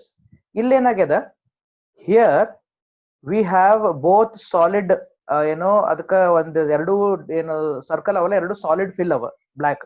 But ಇಲ್ಲೇನಾಯ್ತು, ಒಂದ್ ಕಡೆ ಎಂಟಿ ಅದ, ಇಲ್ಲಿ ನೋಡ್ರಿ ಇಲ್ಲಿ ಎಂಟಿ ಅದ ಇಲ್ಲಿ. ಓಕೆ, ಅಂಡ್ ಇವು ಸಾಲಿಡ್ ಅದು. So this can not be. ಇಲ್ಲಿ ಈ ಫಿಗರ್ ಇರೋದಕ್ಕೆ ಹೆಂಗದ ಅಂದ್ರೆ ಆರೋ ಮಾರ್ಕ್ ಅದ, ನಮ್ದು ಇದು ಟಿಪ್ ಇಲ್ಲಿ ಬ್ಲಂಟ್ ಅದ, ಇದೇನದ್ರ ಬೇಸ್ ಬರ್ತದಲ್ಲ ಇಲ್ಲದ. But here we have something different shape, so this is not possible. ಇಲ್ಲೇನದ ಆರೋ ಮಾರ್ಕ್ ಡೌನ್ ಆಗ್ಯದ, ಫೈನ್. ಇಲ್ಲೊಂದು ಆರೋ ಮಾರ್ಕ್ ಡೌನ್ ಅದ, ಅದು ವಾಟರ್ ರಿಫ್ಲೆಕ್ಷನ್ ಆಗಿತ್ತು ಅಂದ್ರೆ ಅಪ್ವರ್ಡ್ಸ್ ಆಗ್ಬೇಕಾಗಿತ್ತು. ಸೊ ಇಲ್ಲಿ ಅಪ್ವರ್ಡ್ ಆಗ್ಯದ, ಬಟ್ ಇನ್ನೊಂದು ಡೌನ್ವರ್ಡ್ ಆಗ್ಯದ. ಸೊ ಒಂದ್ ಅಪ್ವರ್ಡ್ ಒಂದ್ ಡೌನ್ವರ್ಡ್, ಸೊ ಪಾಸಿಬಲ್ ಇಲ್ಲ. So answer has to be C.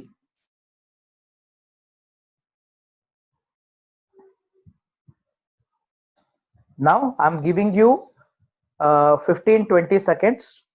Try next and give the proper answer. ನಾ ಹೇಳಿದ್ಮೇಲೆ ಟಿಕ್ ಮಾಡ್ರಿ. I am counting time.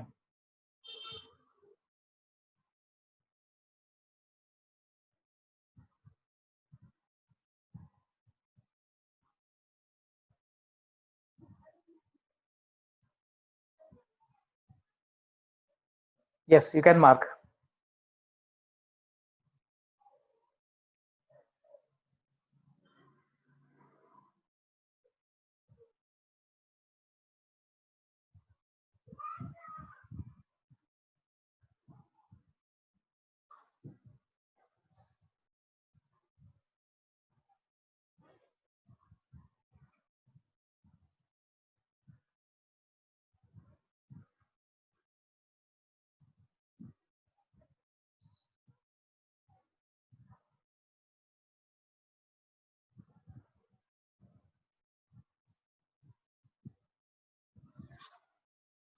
Okay. Okay. Well understand now. Interesting. 3 answers. Anybody else wants to give other answer? A, C, and D. D is highest marked.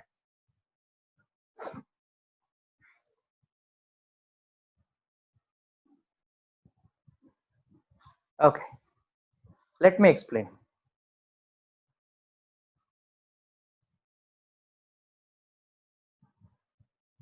Done. I'll do it now.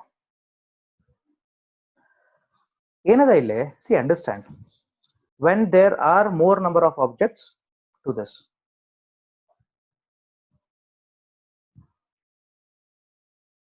number them 1, 2, 3, 4. Okay, confusion.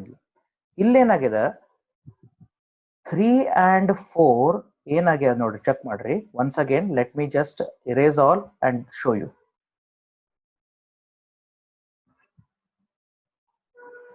3 and 4 ಇಲ್ಲಿಗೆ ಇದಕ್ಕೆ ಏನ್ difference ಇದೆ first check ಮಾಡ್ರಿ. For 3 and 4 there is no reflection, and reflection ಇದು ಇನ್ನೊಂದು ವಿಚಾರ ನಾನು ನಿಮ್ಗೆ ಇಲ್ಲಿ ಹೇಳ್ಬೇಕಾಗ್ತದೆ. ಈಗ ಏನು ಅಂದ್ರೆ ರಿಫ್ಲೆಕ್ಷನ್ ಅನ್ನೋದು ಏನಾದ್ರೂ ಒಂದು ಪ್ರಾಬ್ಲಮ್ ಒಳಗೆ ಕೊಟ್ಟಿದ್ರು ಅಂದ್ರೆ ಕೇವಲ ವಾಟರ್ ರಿಫ್ಲೆಕ್ಷನ್ ಅಷ್ಟೇ ಇರಬೇಕು, ಕೇವಲ ಮಿರರ್ ರಿಫ್ಲೆಕ್ಷನ್ ಅಷ್ಟೇ ಇರಬೇಕು, ದರ್ ಇಸ್ ನೋ ರೂಲ್. ಆಮೇಲೆ ಎಲ್ಲಾ ಆಬ್ಜೆಕ್ಟ್ಸ್ ಗಳಿಗೂ ಅದು ರಿಫ್ಲೆಕ್ಷನ್ಸ್ ಅಪ್ಲೈ ಆಗಬೇಕು, there is no rule. So it can be a partial reflection and multiple reflection also. ಇಲ್ಲೇನದ ಪಾರ್ಷಿಯಲ್ ರಿಫ್ಲೆಕ್ಷನ್ಸ್ ಅದ ಅಂಡ್ ಮಲ್ಟಿಪಲ್ ರಿಫ್ಲೆಕ್ಷನ್ಸ್ ಅದ, ಅದಕ್ಕೆ ಕನ್ಫ್ಯೂಷನ್ ಆಗ್ಲಿರ್ತದ. So this is 3, stop it, this is 3 and this is 4. Okay, ಇದು 3 and ಇದು 4, right? ಇಲ್ಲೇನಾಯ್ತು, they have just interchanged their position. There is nothing, so there is no reflections.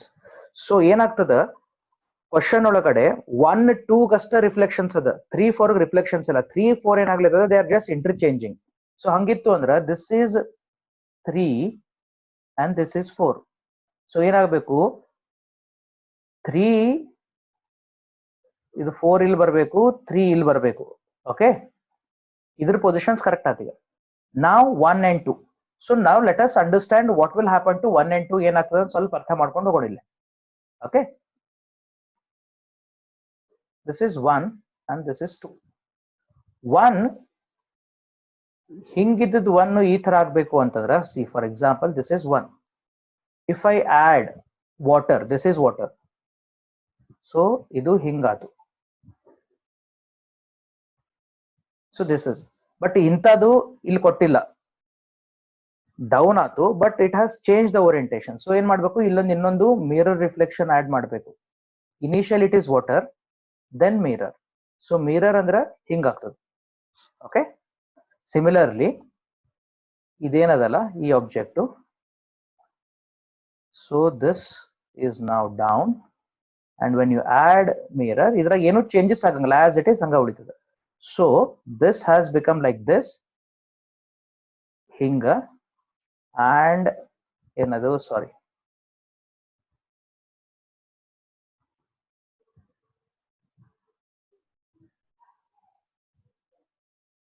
ಯಾಕಂತಾರೆ these two have interchanged, and this is water and mirror. So let me clear out everything. Similarly ಇದನ್ನ first water, right? So ಇದು water ಮಾಡೋಣ ಅಂತ, ಇವೆರಡು interchange ಆಗ್ತಾವ. So ಇವೆರಡು interchange ಆಗ್ತಾ, ಇದ್ರ ಬಗ್ಗೆ ಬಹಳ ತಲೆ ಕೆಡಿಸ್ಕೊಳ್ಳೋದು ಬೇಡ ಈಗ. ಸೊ ಇದಕ್ಕೊಂದು ಮಿರರ್ ಹಾಕೋಣಂತ. ಸೊ ಮಿರರ್ ಹಾಕಿದ್ರೆ ಹಿಂಗ, then ಇದ್ರಾಗೂ ಏನ್ ಚೇಂಜಸ್ ಆಗಂಗಿಲ್ಲ. Okay, so this and this.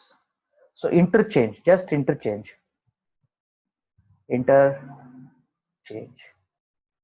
ಈ option ಎಲ್ಲದೀಗ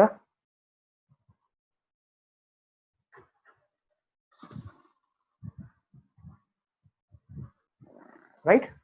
So those who have marked option A, option C is possibly we have ಏನು ಪೂರ್ತಿ ತಪ್ಪೇದಂತಲ್ಲ, ಕನ್ಫ್ಯೂಷನ್ ಆಗಿರ್ತದೆ. ಯಾಕೆ ಕನ್ಫ್ಯೂಷನ್ ಆಗ್ತದ, ನಾವು ಬಹಳ ಗಡಿಬಿಡಿ ಮಾಡ್ತೀವಿ. ವಿ ಡೂ ದಟ್ ಅರ್ಜೆನ್ಸಿ ಎಲ್ಲ, ನಾ ಜಲ್ದಿ ಉತ್ತರ ಕೊಡ್ಬೇಕು ಅಂತಂದು.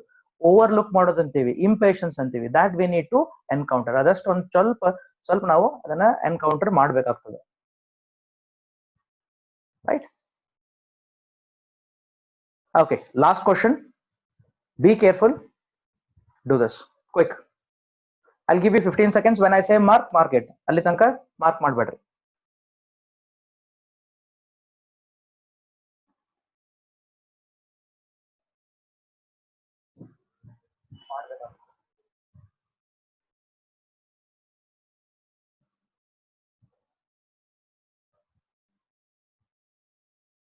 Yes, mark it.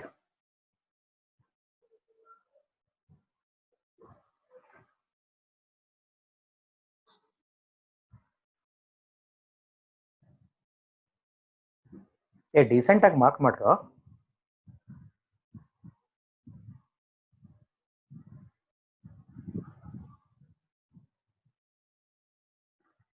Very good. Somebody has marked another option. I'm very happy now.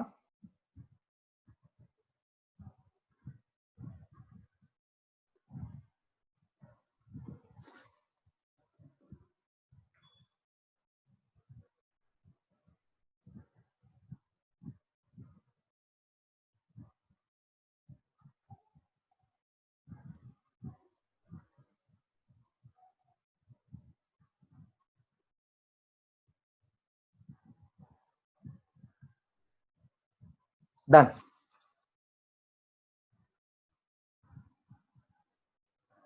Now stop marking. Let's understand. ಯಾರಿಗಿದು ಅರ್ಥ ಆಗಿಲ್ಲ, I'll take a quick tour how it is done. So here we have one object. It has become two objects. So number one ಇದ್ದದ್ದು ಎರಡು ಆಗ್ತದೆ. And one observation ಏನು ಅಂತಂದ್ರೆ, ಇಲ್ಲೇ dot upper side ಅದ, ಏನ್ ನಮ್ದು ಡಯಾಮೀಟರ್ ಮೇಲ್ಗಡೆ ಅದ. ಸಿಮಿಲರ್ಲಿ ಇಲ್ಲೇ ಡಯಾಮೀಟರ್ ಕೆಳಗಡೆ ಬಂದದ. So this is one observation. So ಒಂದ್ ಹಿಂಗಿದ್ದು ಈ ಕಡೆ ಬಂದದ ಅಂದ್ರೆ that is water reflection. Is it all? Let's understand. Here is our object.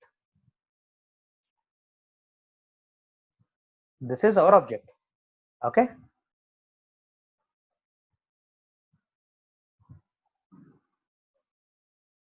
Now, ಈ ತರ ಬಂದಾಗ ಕನ್ಫ್ಯೂಷನ್ ಅನ್ನ ಕಡಿಮೆ ಮಾಡ್ಕೊಳ್ಳಿಕ್ಕೆ there is one more option. What I generally do is I mark it as A, B, C, D. Okay. ಯಾಕೆ ಇದನ್ನ ಮಾಡಿದೆ? Now see here. ಇದ್ರ ಪ್ರಕಾರ actually for this we have water reflection, right? So let us do a water reflection. Water reflection ಅಂದ್ರೆ ಏನು? Base line ಅಲ್ಲೇ ಇರ್ತದ, ಅಬೋ line ಕೆಳಗಡೆ ಬೀಳ್ತದೆ. For example this will be C and D will be here, B will come here and A should be here. Okay na? As it is in ಕೆಳಗೆ ಬರ್ತದೆ, invert ಆಗಬೇಕು. A ಮತ್ತು C ನಡುವ ಒಂದು ಲೈನ್ ಅದ, that will come here. A B ನಡುವ ಒಂದು line ಅದ, A D ನಡುವ ಒಂದು ಲೈನ್ ಅದ, D C ನಡುವ ಒಂದು ಡಾಟ್ ಅದ. This is what is a water reflection. So ಈ ಒಂದು ಆಬ್ಜೆಕ್ಟ್ ಪ್ಲಸ್ ಇದೊಂದು ಆಬ್ಜೆಕ್ಟ್ ಏನದಲ್ಲ ಸೇರ್ಕೊಂಡು ಒಂದು ಪೇರ್ ಆಗ್ಬೇಕು. ಅಂತದ್ ಯಾವ್ದಾರೆ ಪೇರ್ ಇಲ್ಲ ಆಪ್ಷನ್ ಕೊಟ್ಟಾರೇನು? ಆಪ್ಷನ್ ಒಳಗೆ ಅದ್ಯಾವ್ದು ಪೇರ್ ಇಲ್ಲ. ಇದ್ರ ಪ್ರಕಾರ ಆಸ್ ಇಟ್ ಈಸ್ ಪೇರ್ ಇತ್ತು ಅಂತಂದ್ರ that would have been answer. ಅಂತಲ್ಲಿ ಪೇರ್ ಇಲ್ಲ ಅಂತಂದ್ರ ದೇರ್ ಈಸ್ ಸಮಥಿಂಗ್ ಎಲ್ಸ್. ಯಾಕಂತಂದ್ರ ಇಲ್ಲಿ ಏನಾಗಲ್ಲ, ಈ ಇದಕ್ಕ ಇಲ್ಲಿ ನೀವು ವಾಟರ್ ಮಿರರ್ ಹಾಕೊಂಡ್ರಿ ಅಂತಂದ್ರೆ there is no change in this. ಇದ್ರಾಗ ಏನು ಚೇಂಜಸ್ ಆಗಂಗಿಲ್ಲ. So if I add now what I'll do is I'll redo this once again for clarity.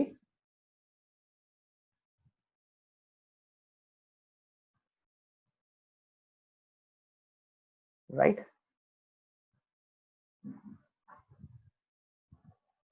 So if I do a water,